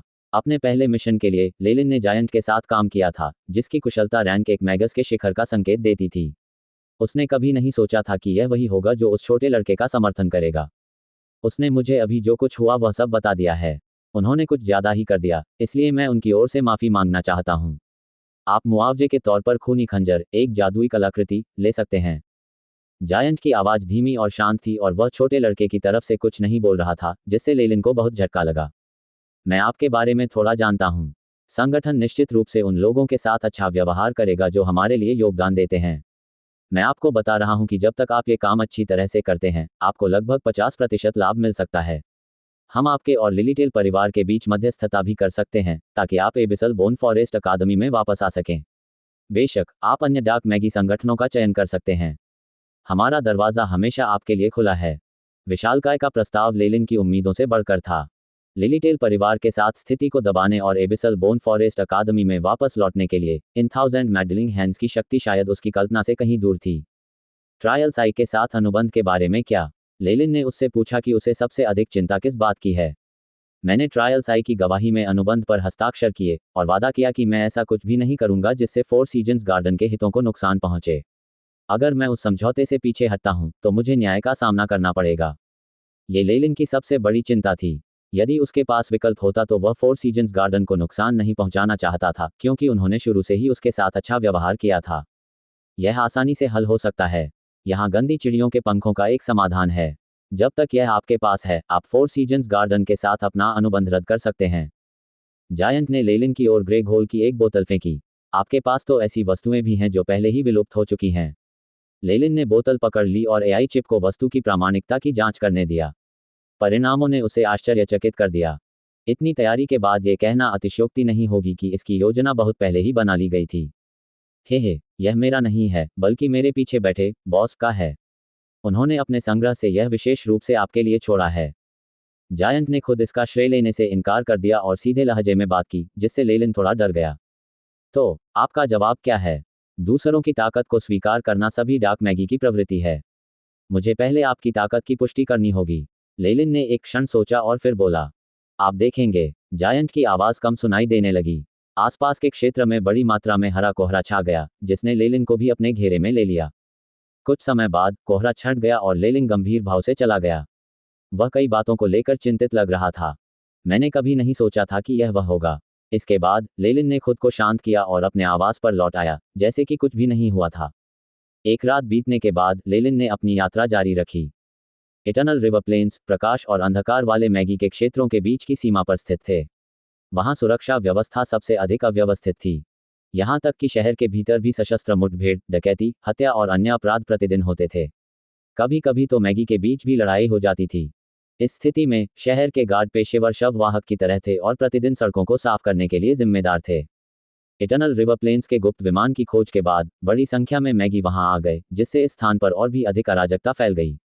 रास्ते में बदला लेने की चाहत रखने वाले लोगों की संख्या 15 से ऊपर थी। इसका मतलब था कि कभी कभार कोई न कोई ऐसा व्यक्ति जरूर होगा जिसके मन में ऐसी मंशा होगी। यदि लेलिन और उसके समूह ने रहस्यमयी कपड़े नहीं पहने होते, तो उनके जैसे मैगी को भी कुछ परेशानी का सामना करना पड़ सकता था। सामान्य मनुष्यों से भरे शहर से बाहर निकलते समय लेलिन अचानक चौंक गया। उसे कुछ परिचित आकृतियां दिखाई देने लगीं। मालिक, क्या हुआ? क्या उन अनुचरों में कुछ गड़बड़ है? नंबर 2 और 3 उसके पास आए और पूछताछ की। ये कुछ भी नहीं है, लेलिन ने सहजता से उत्तर दिया। भले ही वे दोनों थे, लेकिन वे दो अलग अलग दुनिया से थे। लेलिन उनसे कोई संपर्क बनाए रखने या उनसे आगे निकलने की योजना नहीं बना रहा था। यह उनके लिए सबसे अच्छा हो सकता है। हालांकि कभी कभी भाग्य इतनी अजीब चीज होती है कि उसे रोका नहीं जा सकता। जैसे ही लेलिन अपनी यात्रा तेज कर रहा था और गेट से बाहर निकल रहा था, वह पहले से मौजूद उन अनुचरों से टकरा गया। लेलिन, नमस्ते। लेलिन, क्या वह तुम हो? अनुचरों के समूह में सबसे आगे खड़ा एक लंबा युवक उत्साह से चिल्ला रहा था। वे पहले काफी दूरी पर थे, लेकिन अब जब वे मिले, तो लेलिन के सामने बैठे अनुचर ने उसे तुरंत पहचान लिया। बहुत दिनों से मुलाकात नहीं हुई। लेलिन ने अनुचरों को ध्यान से आगे बढ़ते हुए देखा और वह उनका अभिवादन करते हुए एक सौम्य मुस्कान दिए बिना न रह सका। अपने शरीर को मजबूत करने के बाद लेलिन की काया और दृष्टि में काफी सुधार हुआ। वह आसानी से देख सकता था कि सभी अनुचरों में से जिसने चिल्लाया था वह बहुत लंबा था और उसके सिर पर लंबे सुनहरे बाल, मोटी भौहें, बड़ी आंखें और ऊंची नाक थी। वहां एक महिला अनुचर भी थी जिसका शरीर बहुत सुडौल था, बाल चांदी जैसे थे तथा आंखें माणिक जैसी थीं। वह सदैव एक विदेशी आकर्षण बिखेरती रहती थी। लेलिन ने तुरंत इन दोनों अनुचरों को पहचान लिया। ये वे लोग थे जिन्हें उसने कई वर्षों से नहीं देखा था, जॉर्ज और बेसिटा। लेकिन क्या जॉर्ज एन्या आइवरी रिंग टॉवर का अनुयायी नहीं है? वह बेसिटा के साथ क्यों है, जो वेटलैंड गार्डन्स अकादमी से है? यह विचार एक क्षण के लिए उसके मन में आया, इससे पहले कि उसे बीच में रोका जाता, क्योंकि जॉर्ज बेसिटा और अन्य लोगों को उसके पास ले आया था। लेलिन, ये सचमुच तुम हो? मुझे लगा कि मैं गलत व्यक्ति से मिल गया हूँ। जॉर्ज एक अच्छा दोस्त था जो उसने उस पहली यात्रा में बनाया था, और पहले की तरह उसने प्यार से लेलिन को गले लगाया। दूसरी ओर बेसिटा अपनी उंगलियां बगल में घुमा रही थी और शर्मिंदा लग रही थी। शुरुआत में उसने लेलिन के लिए बहुत परेशानी खड़ी की थी। बेशक लेलिन द्वारा उसके फूल संरक्षक को उसके लिए खतरा बताते हुए उसकी बुरी तरह पिटाई करने के बाद यह महिला एकदम चुप हो गई थी। हालांकि वह फिर भी जादूगर योग्यता परीक्षा पास करने और वेटलैंड गार्डन्स अकादमी में प्रवेश पाने में सफल रही। हाय लेलिन, बेसिटा काफी उदासीन दिख रही थी।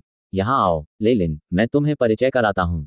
यह अलेक्जेंडर है। जॉर्ज ने लाल भूरे बालों वाले एक युवक की ओर इशारा किया। ये लाना है, और गुलाबी कपड़ों में खूबसूरती हमारी लंबी दूरी की हमलावर है, शिएरा। इसके बाद जॉर्ज ने अपने पास बैठी दो महिला अनुचरों का परिचय कराया। लाना तो ठीक थी, लेकिन शीरा ने जॉर्ज की कमर पर आक्रामक तरीके से मांस को दबाया। उसने तुरंत दर्द की अतिरंजित आवाजें निकाली। ऐसा लग रहा था जैसे उन दोनों के बीच कोई कम मासूम रिश्ता था। लेलिन खुद को रोक नहीं सका और शीला को और करीब से देखने लगा। उसने गुलाबी रंग का हंटर गियर पहना था, जिससे उसकी दूधिया सफेद जांघें दिख रही थीं। वह लंबी थी और उसके हाथ में हरे रंग का लकड़ी का धनुष था, जो जॉर्ज के साथ अच्छी जोड़ी लग रही थी। यहाँ तक कि लेलिन को भी मानना पड़ा कि जॉर्ज का स्वाद बहुत अच्छा था। लेलिन, तुम अपने दो दोस्तों से हमारा परिचय क्यों नहीं करा रहे हो? ऐसा कहने के बाद जॉर्ज ने लेलिन की छाती पर मुक्का मारा, जिससे वह थोड़ा स्तब्ध रह गया। उसने अपने पहनावे को देखा और फिर जवाब दिया। यात्रा के दौरान सुविधा के लिए लेलिन और उसके दो ग्रैंड नाइट्स ने नागरिक कपड़े पहने थे। बूढ़ी डायन की आत्मा बल संपीड़न विधि प्राप्त करने के बाद वह आदतन अपनी ऊर्जा तरंगों को भी छुपा लेता था, जिससे यह संकेत मिलता था कि वह एक आधिकारिक जादूगर था। उसके दो आध्यात्मिक रूप से बंधे हुए दासों के साथ भी ऐसा ही व्यवहार किया गया। इसलिए जॉर्ज और अन्य लोग, जो अभी भी अनुयायी थे, स्पष्ट रूप से लेलिन के छिपे होने का पता लगाने में असमर्थ थे और उन्होंने उसके साथ एक नियमित अनुयायी की तरह व्यवहार किया। ये मेरे दो दोस्त हैं। हम रास्ते में मिले और ऐसा लगा कि हम एक ही स्थान पर जा रहे हैं। वे बहुत बातूनी नहीं हैं और थोड़े असामाजिक हैं। लेलिन ने नंबर 2 और नंबर 3 के हाथों में एक वाइवन की मूर्ति फेंक दी। पहले ये लो और चले जाओ। हम अपने गंतव्य पर मिलेंगे। अपने स्वामी के गुप्त निर्देश प्राप्त करने पर नंबर 2 और नंबर 3 ने सिर हिलाया और घोड़े पर सवार होकर चले गए। लेलिन, ये सबसे अच्छा है कि आप उनके साथ बातचीत करते समय सावधान रहें। मैं हमेशा उनके आसपास असहज महसूस करता हूँ। जॉर्ज ने नंबर 2 और नंबर 3 के जाते हुए चित्रों को देखा और लेलिन के कान में फुसफुसाकर कहा, चिंता मत करो, मैं अपनी सीमाएं जानता हूँ। लेलिन ने सिर हिलाया। हाँ, चलो अब इस बारे में बात नहीं करते। लेलिन, हम 6 या 7 सालों से नहीं मिले हैं, है ना? इस बार हमें जी भरकर पीना होगा। जॉर्ज ने स्वाभाविक रूप से लेलिन के कंधे पर हाथ रखा और उसकी अत्यधिक और गर्व भरी हंसी को मीलों दूर से सुना जा सकता था। अंदाजा लगाओ, 2 साल पहले मैं आगे बढ़ा और लेवल 3 का अनुयायी बन गया। यहाँ तक कि मेरे गुरु ने भी इसके लिए मेरी सराहना की।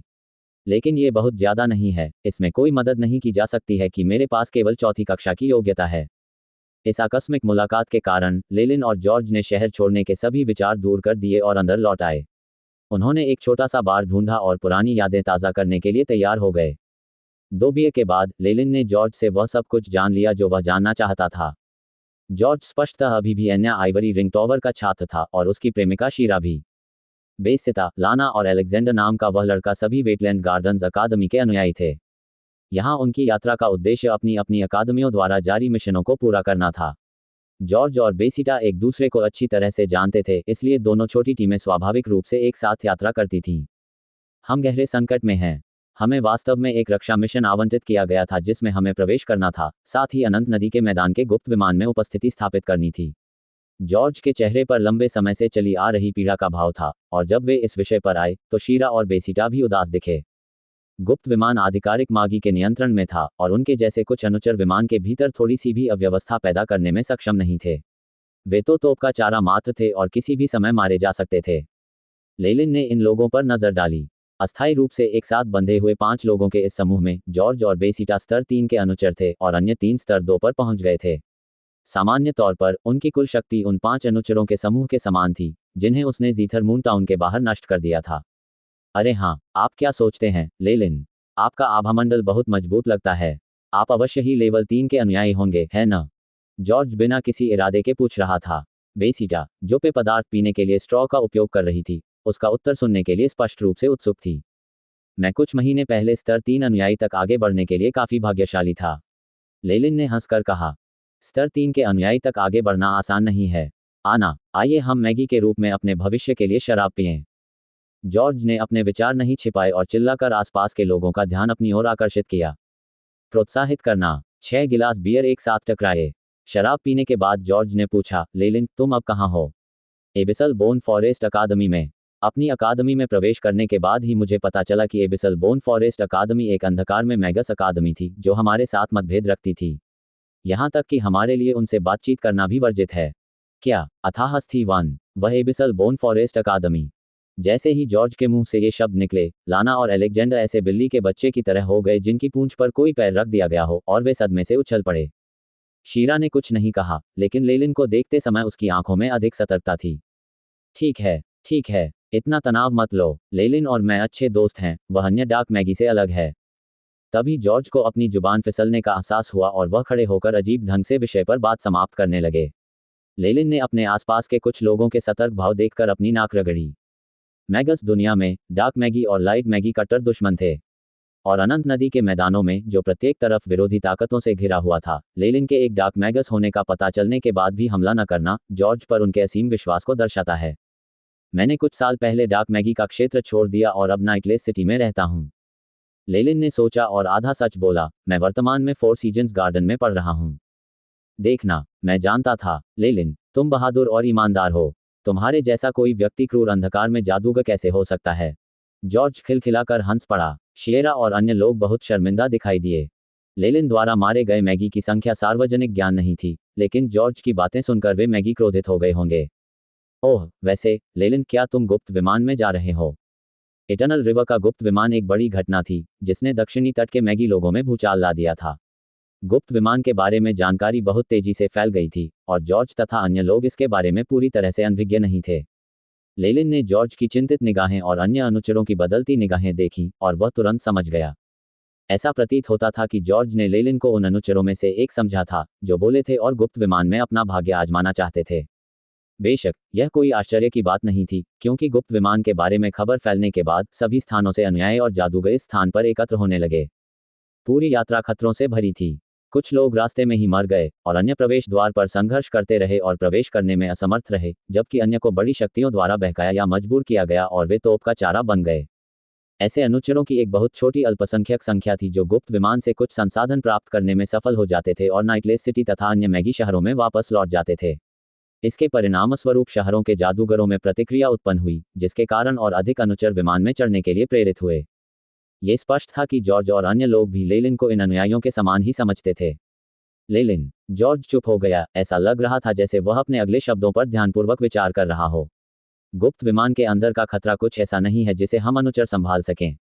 केवल आधिकारिक मैगी, जो विमान के अंदर मुख्य शक्तियां हैं, ही लंबे समय तक अंदर रह सकते हैं। मेरे कई दोस्त अंदर ही अंदर परेशान थे। आप अभी भी जवान हैं और आपको इसकी जरूरत नहीं है। बस उसे जाने दो। बेसिता अचानक बोल पड़ी। अगर वह भाग्यशाली रहा तो उसे कुछ संसाधन मिल सकते हैं और वह आगे भी बढ़ सकता है।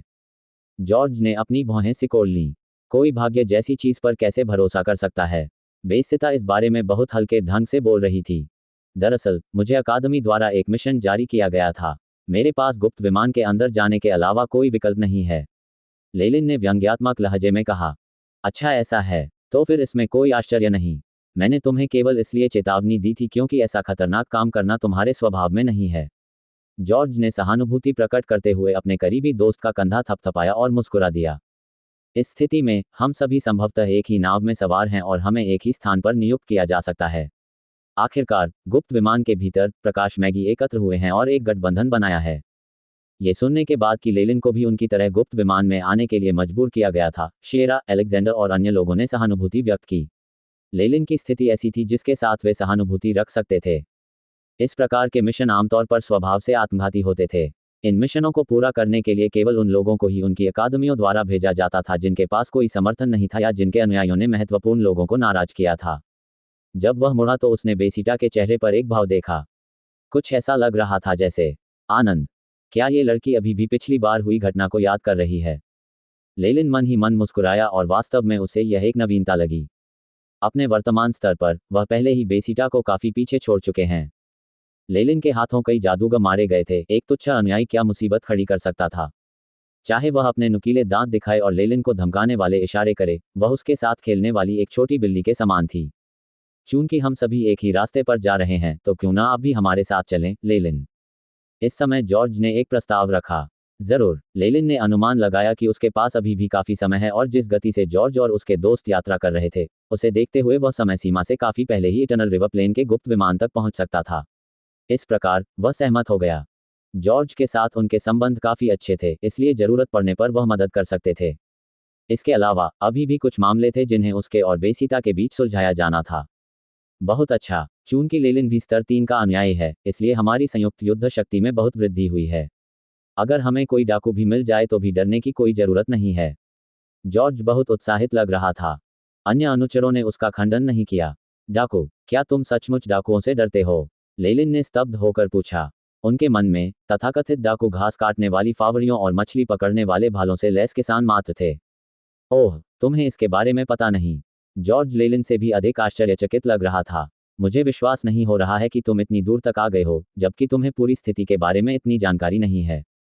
तुरंत जॉर्ज ने लेलिन को सावधानीपूर्वक समझाया, यदि ये केवल सामान्य मनुष्यों से बना एक डाकू समूह था, तो हमें चिंता करने की कोई आवश्यकता नहीं है। शेरा अकेले ही उन सभी को मार सकता है जो उसके पास आते हैं। हालांकि इटर्नल रिवर प्लेन्स की स्थिति अलग है। वहां अकेले यात्रा करने वाले अनुचरों की संख्या अधिक होने के कारण विशेष रूप से जादूगरों को निशाना बनाने वाले डाकू समूह सामने आ गए हैं। यहां तक कि ऐसी अफवाहें भी हैं कि इन डाकू समूहों के पीछे आधिकारिक मैगी का हाथ है। अनंत नदी के मैदानों के गुप्त विमान की यात्रा करने वाले जादूगरों की संख्या में भारी वृद्धि के कारण उस क्षेत्र में सार्वजनिक सुरक्षा अत्यंत अव्यवस्थित थी। कुछ बिखरे हुए जादूगरों के मन में स्वाभाविक रूप से संसाधनों के लिए लड़ने का विचार आया। हालांकि चूंकि ये काले जादूगर ज्यादातर अनुचर थे, इसलिए लेलिन की तुलना में उनकी ताकत अपर्याप्त थी। यदि वे आधिकारिक मागी होते तो लालची काले जादूगर हमला करने के लिए तैयार नहीं होते, लेकिन यदि वे मात्र अनुचर होते तो वे इतने संकोची नहीं होते। प्रकाश पक्ष के जादूगरों की तुलना में, जो ग्रीनहाउस में फूलों की तरह संरक्षित वातावरण में विकसित हुए थे, अंधेरे पक्ष के अनुयायी जो जंगल के कानून के तहत परिपक्व हुए थे, वे स्पष्ट रूप से युद्ध में अधिक शक्तिशाली थे।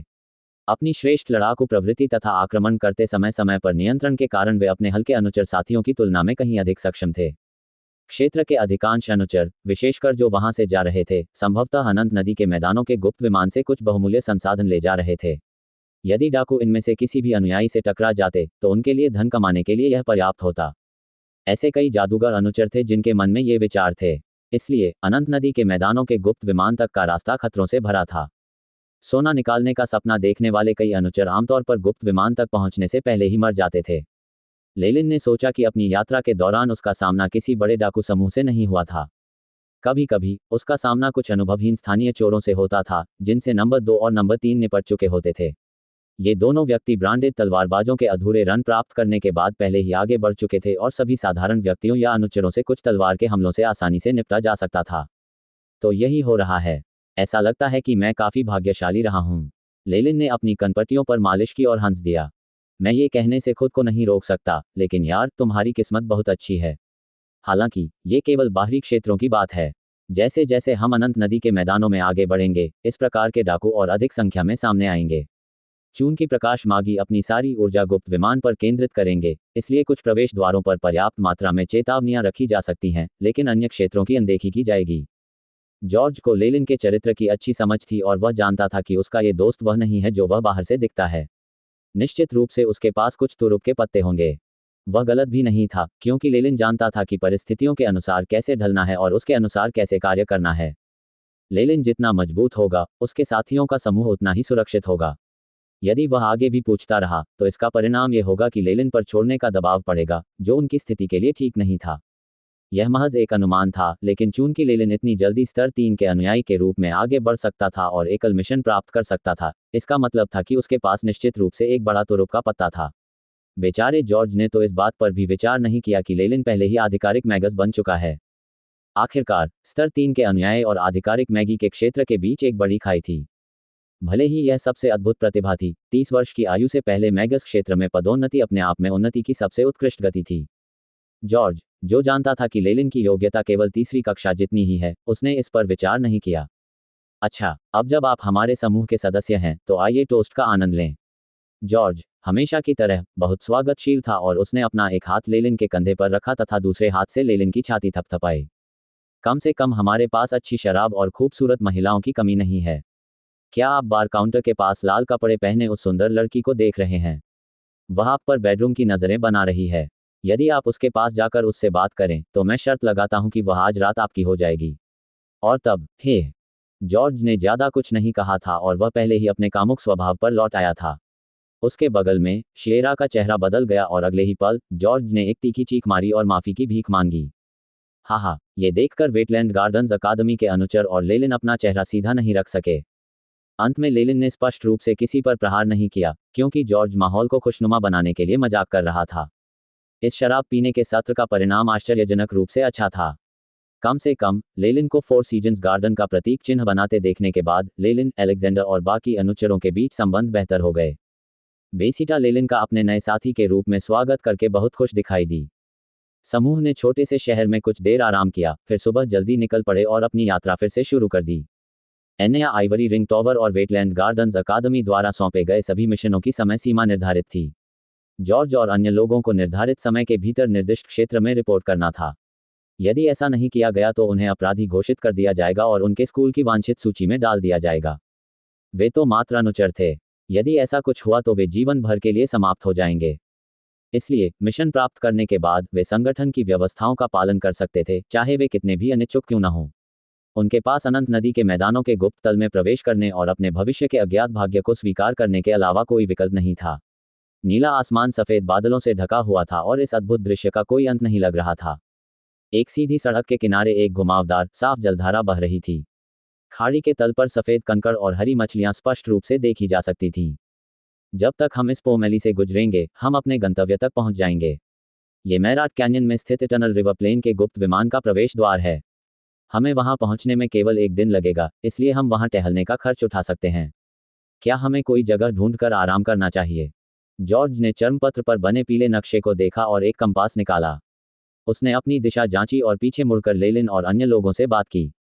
रुकना, अगर यह इतना निकट है तो क्या यह बेहतर नहीं होगा कि हम वहां जाकर आराम करें? शीरा ने जॉर्ज को घूर कर देखा। यह स्थिति इस छोटे समूह में पहले भी कई बार उत्पन्न हो चुकी थी। जब भी जॉर्ज कोई सुझाव देता, शीरा उसे जोरदार तरीके से नकार देती और जॉर्ज आमतौर पर स्वतः ही हार मान लेता। यह इतनी नियमित घटना थी कि लेलिन को भी इसकी आदत हो गई थी। शायद केवल इस तरह की महिला ही जॉर्ज जैसे प्लेबॉय को नियंत्रित करने में सक्षम होगी। लेलिन ने देखा कि जॉर्ज इस स्थिति का आनंद ले रहा था। दूसरी ओर बेसिटा पूरे समय चुप रही। वह किसी भी विषय पर अपनी राय नहीं देती थी और यदि वह वेटलैंड गार्डन्स अकादमी की एकमात्र लेवल 3 अनुयायी न होती तो शायद उसे भुला दिया जाता। ठीक है, चलो हम अपने रास्ते पर चलें। जैसा कि अपेक्षित था, शीरा की आवाज सुनते ही जॉर्ज ने तुरंत अपने दोनों हाथ ऊपर उठाए और आत्मसमर्पण कर दिया। लेलिन ने उसकी ओर आंखें घुमाईं। लेलिन को थोड़ा आश्चर्य हुआ जब उसने सामने वाले दूसरे रास्ते को देखा। लेलिन की वर्तमान आध्यात्मिक शक्ति के कारण वह स्पष्ट रूप से बता सकता था कि कुछ ही दूरी पर अनुयायियों का एक दल मौजूद था। वे अपनी दिशा में तेजी से बढ़ रहे थे और ऐसा लग रहा था कि वे भी मैराट घाटी की ओर जा रहे हैं। उनकी गति के आधार पर ऐसा लग रहा था कि वे जल्द ही लेलिन के समूह से भिड़ने वाले हैं। उनकी शक्ति स्पष्टतः जॉर्ज के समूह से एक या दो स्तर अधिक थी। लेलिन नेता के शरीर पर जादुई कलाकृतियों द्वारा उत्पन्न उतार चढ़ाव को भी महसूस कर सकता था। यद्यपि यह एक निम्न श्रेणी की जादुई कलाकृति थी, फिर भी वह अकेले ही बहुत मूल्यवान थी। केवल सचमुच प्रतिभाशाली अनुचरों और बड़े परिवारों के उत्तराधिकारियों के पास ही जादुई कलाकृतियां होती थीं। इन अनुचरों की युद्ध शक्ति निश्चित रूप से स्तर 3 के चरम पर थी और आधिकारिक मैगी के अलावा उन्हें किसी से डर नहीं था। लगभग 3 मिनट बाद शीरा का चेहरा बदल गया।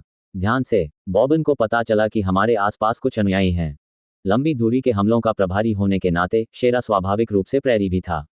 बॉबिन एक असामान्य उल्लू था जिसे वह पाल रही थी, जो एक विशिष्ट सीमा के भीतर उसके साथ अपनी दृष्टि का क्षेत्र साझा कर सकता था। अनुचर जॉर्ज का चेहरा उदास हो गया और वह कोसने लगा। भाड़ में जाओ, मुझे आशा है कि हमारा भाग्य इतना बुरा नहीं होगा। चेतावनी, खुले में विदेशी अनुयायियों से मिलना कोई ऐसी बात नहीं थी जिसे नज़रअंदाज किया जा सके। ऐसी संभावना थी कि उनके बीच संघर्ष हो सकता था और ऐसी स्थिति में कमजोर पक्ष आमतौर पर पीड़ित होता था।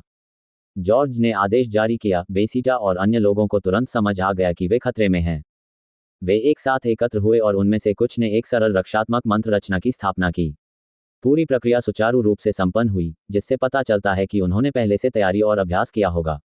जब अनुचर घबराए हुए प्रतीक्षा कर रहे थे, धूल का एक बादल उनकी ओर बढ़ रहा था। तारांकन ताक ताक तारांकन। कई घोड़ों के कदमों की आवाज के साथ 5 लोगों का एक दल लेलिन की नजर में आया। नेता ने सफेद वस्त्र पहन रखा था और उसकी पीठ पर तलवार थी। लेलिन ने पाया कि जादुई कलाकृति से निकलने वाली लहरें उस बड़ी तलवार से उत्पन्न हुई थीं। यह एक बहुत बड़ी जादुई कलाकृति है। दिलचस्प। लेलिन ने उसकी ठोड़ी को सहलाया। आमतौर पर जादुई कलाकृतियां बहुत छोटी होती थीं क्योंकि उन्हें बनाने के लिए बहुमूल्य संसाधनों का उपयोग किया जाता था।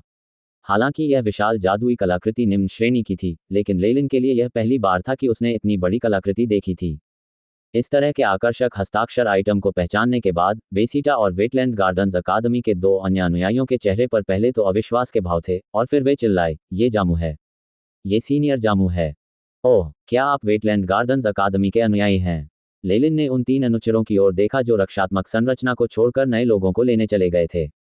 बेसीटा के चेहरे पर एक मुस्कान उभर आई। अपनी प्राकृतिक सुंदरता के अतिरिक्त उसकी मुस्कुराहट ने जामू के पीछे खड़े अनुयायियों को एक क्षण के लिए अचंभित कर दिया। तारांकन क्लॉप क्लॉप तारांकन। समूह ने अपनी लगाम खींची और अपने नेता जामू के इशारे पर 5 घोड़े से उतर गए। उनकी हरकतें इतनी सटीक थीं मानो वे सेना से हों। क्या आप अकादमी के अनुयायी हैं? नेता जामू एक लंबा और गोरी त्वचा वाला आदमी था। वह जॉर्ज से एक सिर लंबा था और उसके बाल नीले थे। उसकी भौहों के बीच एक लाल तिल था। हाँ, सीनियर जामू, हम एक बार प्रोफेसर क्लेरेंटिनो की कॉकटेल पार्टी में भी मिले थे। ऐसे प्रसिद्ध चरित्र को देखकर अलेक्जेंडर और लाना अवाक रह गए और बेसीटा के पीछे छिपने के अलावा कुछ नहीं कर सके। दूसरी ओर बेसीटा बहुत उत्साही थी और जामू से बातें कर रही थी, कभी कभी लेलिन और जॉर्ज की ओर इशारा कर रही थी। लगभग 10 मिनट बाद जामू जॉर्ज और लेलिन के पास पहुंचा। जॉर्ज, और यह शेरा है। जामू ने अपनी ठोड़ी उठाई, उसकी आंखों में अहंकार साफ झलक रहा था। मैंने बेसिता से तुम्हारे बारे में सुना है। उनकी मदद करने के लिए धन्यवाद स्वरूप मैं आपको हमारे पीछे मैराट घाटी तक आने की अनुमति देता हूं। जामू ने उनकी ओर कृपालु दृष्टि से देखा, मानो उसे उन पर दया आ रही हो। युद्ध शक्ति के मामले में सीनियर जामू अकादमी में 10 सबसे मजबूत खिलाड़ियों में से एक है। उसके आसपास होने से हमें अपनी सुरक्षा के बारे में चिंता करने की जरूरत नहीं है। बेसीटा बगल में उसकी ताकत का बखान कर रही थी, उसका पूरा शरीर लगभग जामू से सटा हुआ था। आप। जॉर्ज को अभी भी अपना स्वाभिमान था और वह तुरंत कुछ कहना चाहता था, लेकिन शीरा ने उसे रोक दिया। वह सही है। पोमेली हमेशा से ऐसा क्षेत्र रहा है जहां डाकू अक्सर देखे जाते हैं। बेसिता और अन्य लोगों के बिना मुझे संदेह है कि हम सुरक्षित रूप से वहां से निकल पाएंगे। शीरा ने जॉर्ज के कान में फुसफुसाया। अपने प्यार के शब्द सुनकर जॉर्ज उदास हो गया और अंततः उसने मुस्कुराने की कोशिश की। उस मामले में धन्यवाद सीनियर जामू। हम्फ। जामू ने संकोच से सिर हिलाया और लेलिन की ओर देखा। जहां तक तुम्हारा सवाल है, पहले वाले काले जादूगर, इन संवेदनशील समयों के दौरान हमारा समूह आपका स्वागत नहीं करता है। आप ऐसा नहीं कर सकते। लेलिन 4 सीजन्स गार्डन का अनुयायी है और उसने बहुत पहले ही एबिसल बोन फॉरेस्ट अकादमी से सारे संबंध तोड़ लिए हैं। जॉर्ज जल्दी से लाया। ऐसे माहौल में पले बड़े जादूगरों को क्या श्रेय दिया जा सकता है?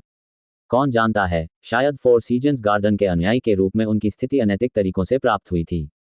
जामू ठंडी हंसी हंसा। मुझे लगता है कि उसके डाक मैगी द्वारा तैनात जासूस होने की बहुत संभावना है और हमें उसकी चीजों की जांच करने की जरूरत है। जामू के पीछे एक झाया वाला अनुचर चिल्लाया। बेसिता, आप क्या सोचते हैं? लेलिन ने उसे थोड़ी दिलचस्पी के साथ देखा। मुझे माफ कर दो लेलिन। यद्यपि हम कभी इसी रास्ते पर चलते थे, लेकिन अब हमारे साथियों की सुरक्षा हमारी प्राथमिकता है। बेसिटा इस निर्णय को लेकर काफी मुश्किल स्थिति में दिख रही थी। क्या तुम्हें और कुछ कहना है? जामू ने अपनी दोनों बाहें पार कर लीं। हालांकि अलेक्जेंडर और लाना को नहीं लगता था कि लेलिन दुश्मन था, लेकिन जामू के सामने उन्होंने कुछ भी कहने की हिम्मत नहीं की। जहां तक जॉर्ज का सवाल है, शिएरा ने उसे वापस खींच लिया था। किसी बेकार के बदले के लिए। लेलिन ने बेसिटा को घूर कर देखा। कितना बेवकूफ। लेकिन ऐसा लगता है कि मुझे खुद आपकी देखभाल करने की जरूरत नहीं है। आपका क्या मतलब है? जामू लेलिन की बातों से उलझन में था और लेलिन का रवैया उसे परेशान कर रहा था। जामू के शरीर से तुरंत ही जादू से उत्पन्न एक तेज प्रकट हुआ, जिससे वातावरण गंभीर हो गया। तारांकन फुट। तारांकन। एक तेजाबी उड़ता तीर निकला, जो घमंडी छाईदार अनुचर पर जा लगा। तारांकन सस्सी। तारांकन। जंग की भयावह ध्वनि के साथ अनुचर पिघलकर मांस के ढेर में बदल गया तथा आसपास के अनुचरों की निगाहों के सामने लाल और हरे रंग का तरल पदार्थ बन गया। मांस के ढेर के बीच में हड्डियों के कई टूटे हुए टुकड़े सीधे खड़े थे। दुश्मन का हमला। बेसिटा की घबराई हुई आवाज सुनाई दी, और क्योंकि यह बहुत तीखी थी, वह थोड़ी कर्कश लग रही थी। तारांकन स्विश स्विश स्विश। तारांकन। कुछ ही देर में जामू, लेलिन और बाकी सभी को लगभग 20 डाकुओं ने घेर लिया। अकाय, तुम घृणित जानवर हो, मैं तुम्हें मार दूंगा। जामू के पीछे खड़े 3 अनुचर अपने साथी की इस दुखद तरीके से मृत्यु देखकर बहुत क्रोधित हुए। जादू की कई लहरें लबादा पहने डाकुओं की ओर बढ़ीं। हम्फ, डाकुओं का नेता आगे बढ़ा, उसके शरीर के चारों ओर काली रोशनी का एक घेरा फैल गया। तारांकन पाक पाक तारांकन। अनुचरों ने उस काली रोशनी के विरुद्ध अपने मंत्रों का प्रयोग किया, लेकिन साबुन के बुलबुलों के एक दूसरे से टकराने और फूट जाने की तरह उनके सारे मंत्र निष्फल हो गए। एक जादुई कलाकृति, एक रक्षात्मक जादुई कलाकृति। यह एहसास होते ही जामू ने अपनी आंखें सिकोड़ लीं और तीनों अनुचरों की रक्षा करते हुए उनके सामने खड़ा हो गया। वे ऐसे लोग नहीं हैं जिनके साथ आप निपट सकें। पहले पीछे हटो। मैं जामू हूं। आपका क्या नाम है? तारांकन झनकार। तारांकन जैसे ही जामू ने अपनी पीठ से तलवार निकाली, धातु धातु से रगड़ने लगी। उसने उसे एक हाथ से पकड़ लिया और डाकू सरदार की ओर मुंह करके दुश्मन का नाम पूछा। हे, अजीब सी हंसी के बीच नेता ने अपना कदम आगे बढ़ाया। तारांकन धमाका। तारांकन जमीन की एक परत अलग हो गई, मिट्टी और चट्टानें हवा में लटक गईं और एक जानवर के आकार में मिल गईं। जब वह जामू पर झपटा तो उसके जबड़े पूरे खुले हुए थे। हाँ, जब जामू ने अपना हाथ हिलाया तो हवा में चांदी जैसी सफेद रोशनी चमक उठी। जानवर की ओर कटी हुई एक पंक्ति। आसपास की हरियाली एक पल में नष्ट हो गई। एक अंतराल ने पेड़ों को 2 समूहों में विभाजित कर दिया। विंग। तारांकन चांदी जैसी सफेद रोशनी बहुत पतली थी और जब वह चट्टान से बने जानवर पर पड़ी तो एक भी लहर पैदा नहीं हुई। तारांकन टकराना। तारांकन। पत्थर का जानवर अचानक हवा में रुक गया और एक हल्की गड़गड़ाहट की आवाज के साथ जानवर टूट गया और चट्टान के टुकड़ों में बदल गया जो नीचे गिरने लगे। वेटलैंड गार्डन्स अकादमी का ब्रॉडस्वर्ड जामू वास्तव में दुर्जेय है। नेता ने हंसते हुए कहा, ऐसा लग रहा था कि वह जामू से बहुत परिचित है। आप दुनिया में कौन हैं?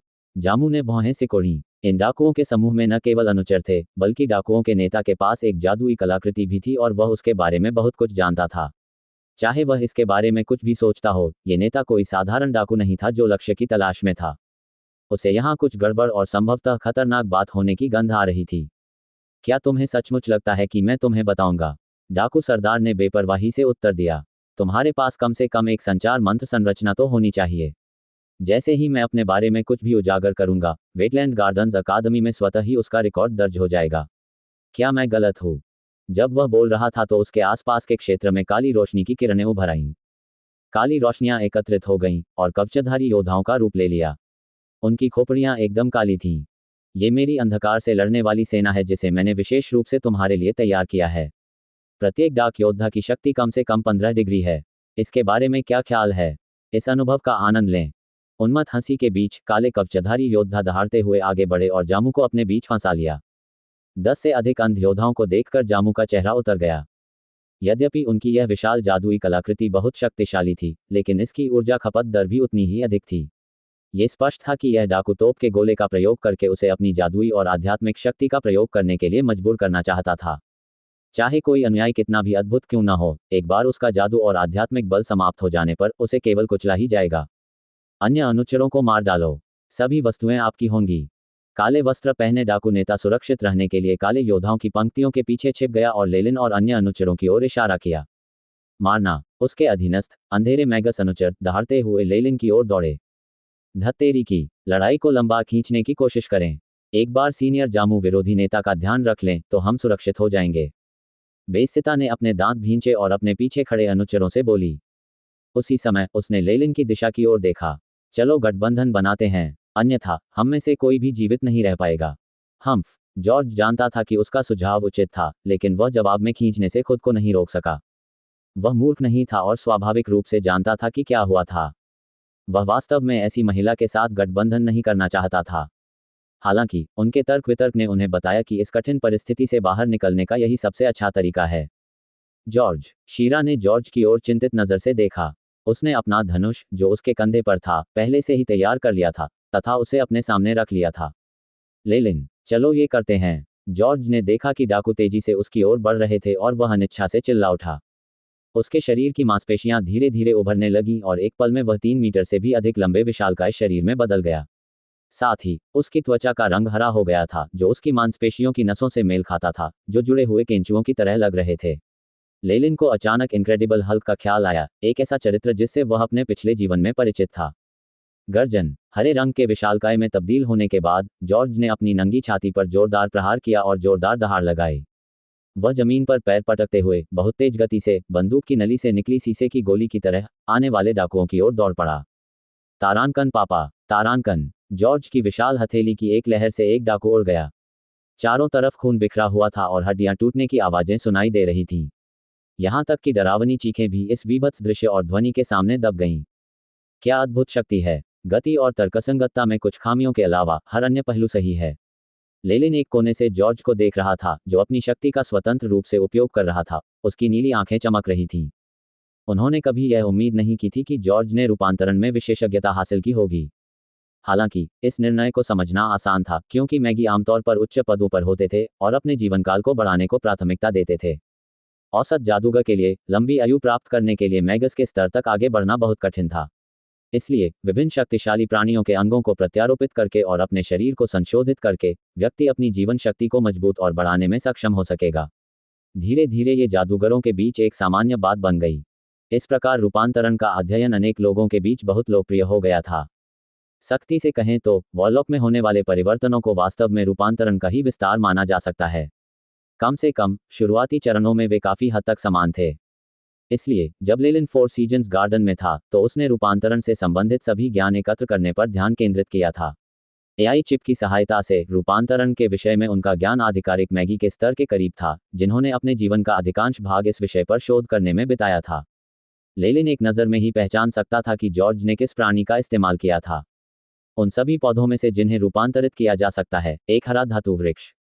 यह अनुचरों के बीच एक लोकप्रिय विकल्प है क्योंकि इसके साथ काम करना आसान है और यह आक्रामक कौशल को बढ़ाता है। इसके रक्षात्मक गुण बुरे नहीं हैं तथा इसमें आगे बढ़ने के कई तरीके हैं। इसमें बहुत अधिक प्रतिबंध नहीं है।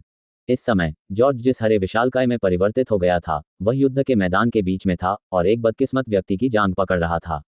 बेचारे आदमी को जॉर्ज ने एक बड़े डंडे की तरह इस्तेमाल किया और जो भी डाकू उसके पास आता उस पर उसे घुमाया। ये मानव हथियार समय समय पर जमीन से टकराता था, जिससे चमकीले लाल रक्त के धब्बे पड़ जाते थे। ऐसा लग रहा था कि जॉर्ज ने जिस अनुचर को पकड़ा था वह काफी भयावह स्थिति में था।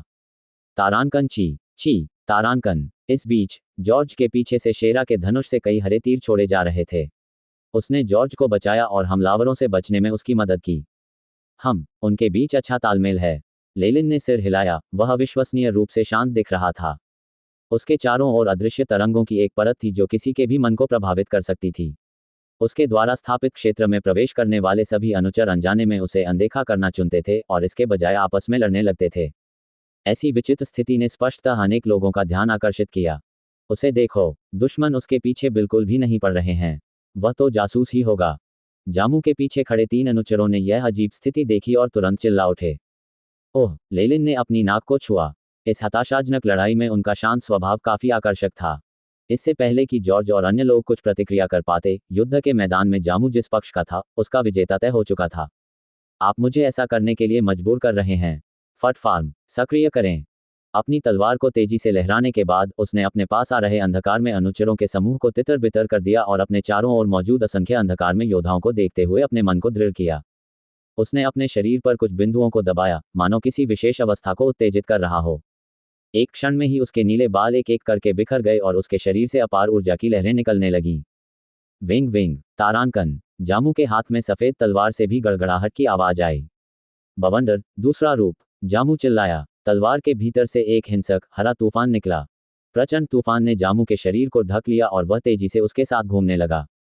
हरा तूफान एक घूमते हुए लट्टू की तरह था जिसकी सतह तलवार की धार जैसी थी। हवा की तरह यह अंधेरे योद्धाओं की भीड़ के साथ युद्ध के मैदान में बह गया। तारांकन पेंग तारांकन पेंग तारांकन पेंग तारांकन पेंग तारांकन। हरे तूफान में बह गए अंधेरे योद्धा ऐसे लग रहे थे जैसे उन्हें किसी बड़े आकारहीन हाथ ने पकड़ लिया हो और जबरदस्ती भंवर में धकेल दिया गया हो। वे अनगिनत काले टुकड़ों में बिखर गए जो हवा में उड़ने लगे। हिंसक तूफान ने तुरंत ही डाक योद्धाओं की सुरक्षा परतों को नष्ट कर दिया और तेजी से डाकू नेता के पास पहुंच गया।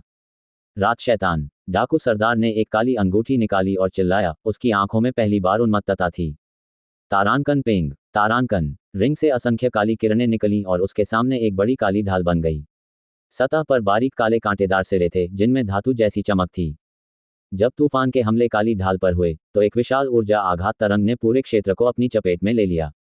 तारांकन धमाका। तारांकन। जोरदार आवाज के साथ विस्फोट से जमीन की सतह पर गहरा गड्ढा बन गया। जमीन की एक पूरी परत उलट गई थी, जिससे पौधों की जड़ें और अनगिनत पत्थर उजागर हो गए थे। यहाँ तक कि युद्ध के मैदान का वह पक्ष भी प्रभावित हुआ जिस पर लेलिन था। चाहे वह डाकू हो या लेलिन के पास मौजूद अनुचर, हर कोई दयनीय स्थिति में था।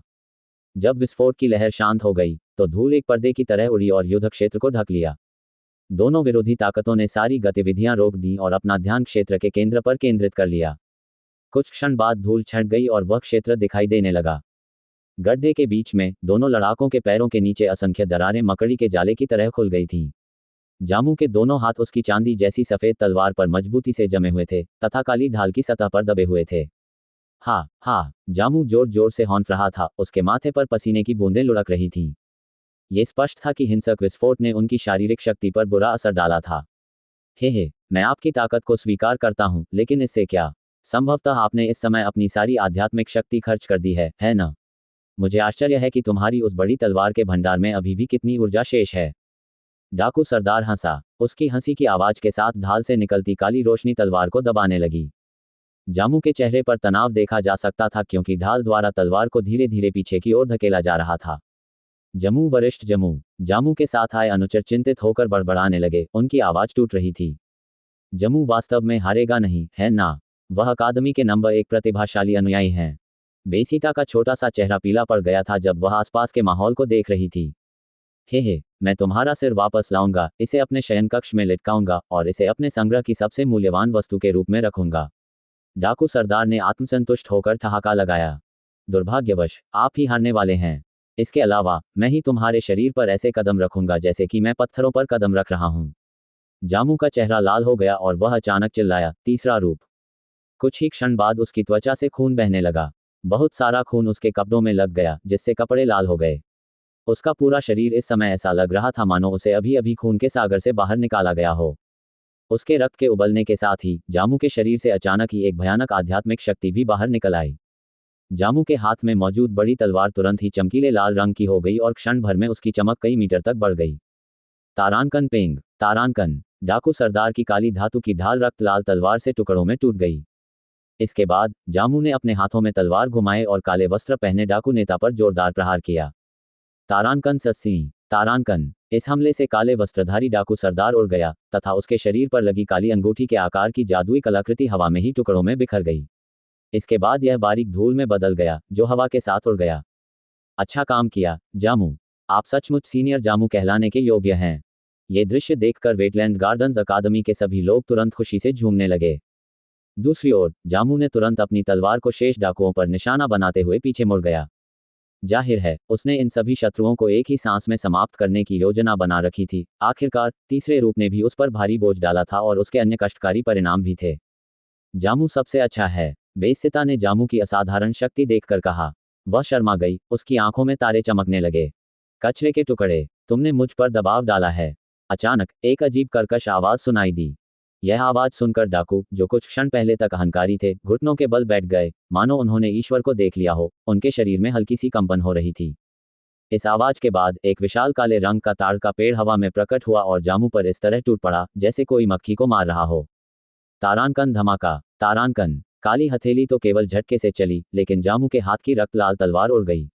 इसके तुरंत बाद एक मुट्ठी बाहर आ गई। जामू की छाती धंस गई और वह पीछे की ओर गिर पड़ा, जिससे उसके शरीर से भारी मात्रा में खून बहने लगा। एक आधिकारिक मैगस। जमीन पर पड़े जामू के चेहरे पर अविश्वास का भाव था और फिर वह बेहोश हो गया। आधिकारिक जादूगर। बेसीता का चेहरा पीला पड़ गया और वह निढाल होकर गिर पड़ी, मानो उसके शरीर की हड्डियां निकाल दी गई हों। हमारा काम खत्म हो गया। हालांकि उन्होंने सुना था कि कई डाकू समूहों में से एक में एक दुष्ट सरकारी जादूगर छिपा हुआ है, लेकिन उन्होंने यह अनुमान नहीं लगाया था कि उनका सामना इस विशेष जादूगर से होगा। यह एक उच्च एवं शक्तिशाली जादूगर था। क्या वह उनके अनुयायियों के छोटे समूह को भी अपनी नजरों में रखेगा? दुर्भाग्यवश वास्तविकता बहुत क्रूर थी और जिसकी हम उम्मीद भी नहीं करते थे वही घटित होता था। श्याम वर्ण का जादूगर सुनहरे रंग की सजावट वाली काली पोशाक पहने हुए था और काले कोहरे के कारण उसका चेहरा अस्पष्ट हो गया था। वह तुरंत उनके सामने प्रकट हो गया। तारांकन आओ। तारांकन जॉर्ज ने ऊंची चीख मारी और डार्क मैगस का सीधा सामना किया। यद्यपि जॉर्ज का विशाल हरा रूप शक्तिशाली था, फिर भी इसके दुष्प्रभाव थे, जैसे कि अनिश्चित काल के लिए विवेकशीलता का खो जाना। ये प्रभाव तब अधिक स्पष्ट हुआ जब शरीर का रूपांतरण किया गया। वह सहज ही युद्ध के मैदान के मध्य की ओर दौड़ा और उस अंधेरे जादूगर की ओर बढ़ा जो उस पर बहुत दबाव डाल रहा था। जॉर्ज, नहीं। चेहरे पर निराशा के भाव के साथ शिएरा चिल्लाई। एक तुच्छ अनुचर ने इस शक्तिशाली लॉर्ड मैगस पर हमला करने का साहस किया। डार्क मैगस ने उपहास किया। किसी अज्ञात जानवर का खतरनाक हरा फॉस्फोरस जैसा पंजा जॉर्ज पर चढ़ गया। तारानकन पुची, तारानकन। अचानक उग्र काले आग के गोले इस अजीब पंजे से टकराए। ऐसा लग रहा था जैसे कि आग के भड़कते काले गोले आसमान को भर रहे हों और उसे गहरे काले रंग में रंग रहे हों। यह महज एक हरा पंजा था और यद्यपि इसने काली ज्वाला के भीतर बने रहने की कोशिश की, लेकिन ये कुछ ही सेकंड में जलकर राख हो गया। वह कौन था? काले गाउन पहने मैगस ने गुस्से में पूछा। आई। उसने जो उत्तर सुना वह एक नर्म और कोमल आह थी। तुरंत ही लेलिन का शरीर प्रकाश की एक अंधेरी किरण के रूप में चमक उठा और जॉर्ज के सामने प्रकट हुआ, जो हरे रंग के विशालकाय में परिवर्तित हो गया था। हालांकि इस समय जॉर्ज के मुंह के एक तरफ से लार बह रही थी, वह पूरी तरह से अपनी विवेकशीलता खो चुका था। लेलिन को देखकर उसने उसे पकड़ने का प्रयास किया। हरे रंग के विशालकाय जीव की भुजाएं लचीली और मजबूत मांसपेशियां थीं, जो जब चलती थीं तो भयंकर तूफान पैदा करती थीं। इस हमले का सामना करते हुए लेलिन ने शांति से अपना दाहिना हाथ आगे बढ़ाया। तारानकन टकराना। तारानकन। विशाल मुट्ठी को लेलिन की पीली, पतली हथेली ने सीधे रोक लिया। इस समय लेलिन का शरीर हरे दानव की तुलना में एक शिशु जैसा था, लेकिन फिर भी लेलिन ने हरे दानव के पूर्ण शक्ति हमले का विरोध किया। यह दृश्य बहुत ही हास्यास्पद लग रहा था, लेकिन वहां उपस्थित एक भी व्यक्ति नहीं हंस रहा था। एक आधिकारिक मैगस। अलेक्जेंडर के जबड़े खुले रह गए, इस प्रकार एक मेढक की तरह, और उसने कहा, लेलिन एक आधिकारिक मैगस है। हे मेरे स्वर्ग! हम कितने मूर्ख थे! लाना और अन्य अनुचर भी मूर्खतापूर्ण ढंग से मुंह ताकते रह गए। जहां तक बेसीटा की बात है, यह महिला जमीन पर पड़ी पड़ी लकवाग्रस्त हो गई थी। संक्षेप में, वह कुछ भी कहने में असमर्थ थी। एकमात्र खुश दिखने वाली लड़की थी शिएरा। वर्तमान में जॉर्ज जमीन पर था, कई काली जंजीरों से बंधा हुआ, जो लेलिन के नीचे जमीन से निकली थीं। इसके बाद जॉर्ज के शरीर में परिवर्तन होने लगा। वह भाप छोड़ते हुए सिकुड़ने लगा। धीरे धीरे उसका शरीर छोटा होता गया और बाद में वह पुनः एक साधारण व्यक्ति जैसा हो गया। जॉर्ज। शिएरा जल्दी से उसके पास पहुंची और जॉर्ज के शरीर से काली जंजीरें हटाने में मदद की। जॉर्ज कोमा में था और उसका शरीर अनैच्छिक रूप से हिल रहा था। वह बहुत बुरा लग रहा था। उसके चेहरे पर अभी भी हरे रंग के बड़े बड़े धब्बे थे और उसके होठों का रंग उड़ गया था। लेय्या, मेरे प्रभु, मैं आपसे अनुरोध करता हूं कि आप उसे बचा लें। शिएरा ने जॉर्ज का चेहरा पकड़ लिया। उसके चेहरे पर परेशानी का भाव था। चिंता करने की कोई जरूरत नहीं है। ये केवल ग्रीन मेटल ट्री की कोशिकाओं से जैविक अस्वीकृति है। इसे हल करना बहुत आसान है। लेलिन की हथेली से एक दूधिया सफेद किरण निकली, जो फिर जॉर्ज के चेहरे पर पड़ी। जब दूधिया सफेद किरणें पतली सफेद किरणों में बदल गईं और जॉर्ज की नाक और कानों में घुस गईं, तो उसके चेहरे पर हरे धब्बे बहुत तेज गति से गायब हो गए। कुछ सेकंड बाद जॉर्ज के चेहरे पर एक सामान्य सोते हुए व्यक्ति जैसा शांत भाव आ गया। जॉर्ज को संभालने के बाद लेलिन धीरे से खड़ा हुआ और उसने देखा कि मैगस काले कोहरे में किनारे पर इंतजार कर रहा था। मुझे सचमुच उम्मीद नहीं थी कि मैं यहाँ एक आधिकारिक मैगस से मिलूंगा। अंधेरे जादूगर की आवाज सुनाई दी, जिसका चेहरा धुंध में लिपटा हुआ था। यह आवाज न तो किसी पुरुष की थी और न ही किसी महिला की, ये स्पष्ट रूप से नकली आवाज थी। मुझे भी उम्मीद नहीं थी कि अपनी पहचान छुपाकर टहलते समय मैं एक काले जादूगर से मिलूंगा, लेलिन ने स्पष्ट रूप से कहा। यद्यपि उन्होंने हजारों हस्तक्षेप करने वाले हाथों के साथ बहुत सारे छापों और अन्य ऐसे मिशनों में भाग लिया था, लेकिन ये केवल उन लक्ष्यों से निपटने के लिए था जिनकी कठिनाई अन्य आइवरी रिंग टॉवर पर छापा मारने के समान थी। एक आधिकारिक जादूगर के रूप में डाकू बनना और अनुचरों को लूटना कुछ ऐसा था जो वह नहीं कर सकता था। ऐसा लग रहा था कि लेलिन का सामना करने वाला काला मैगस गरीबी से त्रस्त था। उनकी शक्ति, आध्यात्मिक बल और उनके शरीर से प्रवाहित होने वाली ऊर्जा तरंगें तुलनात्मक रूप से कमजोर लग रही थीं। उसने हाल ही में ही यह काम किया होगा। उनकी आध्यात्मिक शक्ति और तात्विक सार रूपांतरण भी बहुत कम था। उस स्थिति में मैं तुम्हें कुछ सम्मान दूंगा और उन सभी को छोड़ दूंगा। काला मैगस जल्दी से बोला। लाभों की कमी के कारण कोई भी जादूगर अपने सही दिमाग से अपने ही स्तर के दुश्मन से नहीं लड़ेगा। धन्यवाद, लेलिन ने धीमी आवाज में जवाब दिया। जब वह इस बात पर विचार कर रहा था कि शायद दुश्मन आगे बढ़ जाए, तो दूसरे डार्क मैगस ने कहा, इसके अतिरिक्त मेरे पास अनंत नदी के मैदानों के गुप्त विमान के बारे में कुछ विशेष जानकारी है। क्या आप इसे सुनना चाहते हैं? इटर्नल रिवर प्लेन्स के गुप्त विमान के बारे में समाचार। संदेह से भरे लेलिन ने इस काले जादूगर की ओर देखा और उसे आंकने लगा। दुश्मन की ताकत के आधार पर उसके लिए कोई भी जानकारी जुटाना संभव नहीं था। जब भी लेलिन को ऐसे भाग्यशाली अवसर मिलते थे, तो वह आमतौर पर अत्यधिक सावधानी बरतता था। इतना खराब भी नहीं। हालांकि लेलिन फिर भी सहमत हो गया। वह देखना चाहता था कि ये दुष्ट जादूगर क्या करने की कोशिश कर रहा था। तुम्हें पहले निकल जाना चाहिए। काले वस्त्र पहने जादूगर ने डाकुओं के समूह से बात की, जो भाग्यशाली थे कि बच गए। जी महाराज। वहां उपस्थित सभी डाकू डर के मारे इधर उधर भागने लगे और इससे पहले कि कोई पलक झपका पाता वे गायब हो चुके थे। हे भगवान, उनका मानना था कि वे केवल अनुचरों के एक समूह पर ही छापा मारेंगे और उन्होंने यह नहीं सोचा था कि उन्हें इस समूह में अप्रत्याशित रूप से एक आधिकारिक जादूगर मिल जाएगा। इसके अलावा अपने सच्चे नेता के रवैये को देखकर दूसरे पक्ष की ताकत सचमुच बहुत भयानक रही होगी। यदि लेलिन जैसा व्यक्ति खराब मूड में हो तो डाकुओं को मारना चींटी से निपटने जितना कठिन होगा। इस प्रकार इन डाकुओं ने गिरे हुए अनुचरों को उठने में मदद की और पीछे गंदगी छोड़कर हवा की तरह गायब हो गए। तुम सब यहीं मेरा इंतजार करो। लेलिन ने देखा कि उसके बोलने के बाद उसके समूह के सभी अनुचरों ने अपने शरीर झुका लिए, जिनमें बेसीटा भी शामिल थी। इन अनुचरों ने यह आदत अपनी अकादमियों के भीतर ही सीख ली थी। एक जादूगर के प्रति उन्हें अत्यधिक सम्मान और सावधानी बरतनी पड़ती थी, अन्यथा उन्हें कड़ी सजा दी जाएगी। ये दृश्य देखकर लेलिन मन ही मन मुस्कुराया और तुरंत काले कोहरे के मुखौटे वाले अंधेरे मैगस के साथ चला गया। क्या हम यहाँ बात कर सकते हैं? जब डार्क मैगस दूर स्थान पर पहुंच गया तो लेलिन ने चिल्लाकर डार्क मैगस को रुकने पर मजबूर कर दिया। आखिरकार आपके पास क्या खबर है? यदि आप जो कहते हैं वह वास्तव में मूल्यवान है तो चाहे आप इसके बदले में कितने भी जादुई क्रिस्टल या कुछ और चाहें, मैं इसमें कंजूसी नहीं करूंगा। यहाँ बहुत सुरक्षित नहीं है। मुझे तुम्हें ऐसी जगह ले जाना है जहाँ कोई तुम्हारी बातें सुन न सके। अंधेरे जादूगर ने समझाना शुरू किया। क्या ऐसा है? लेलिन को संदेह था, लेकिन फिर भी वह इस दुष्ट जादूगर के साथ चला गया। अब हम यहाँ हैं। डार्क मैगस लेलिन को बिखरे हुए पत्थरों के एक अजीब ढेर तक ले गया। मैंने यहाँ एक अलगाव मंत्र की स्थापना की है जो ये सुनिश्चित करेगा कि हम जो कुछ भी कहेंगे वह निजी रहेगा और कोई भी हमारी बातचीत को सुनने में सक्षम नहीं होगा। मैगस, जिसका चेहरा काले कोहरे से छिपा हुआ था और जिसका लिंग पहचाना नहीं जा सकता था, सीधे पत्थरों के ढेर के बीच में चला गया। दूसरी ओर लेलिन हिचकिचाया और वहीं रुक गया। क्या गलत? क्या आपको मुझ पर भरोसा नहीं है? काले कोहरे से घिरे मैगस ने सवाल किया।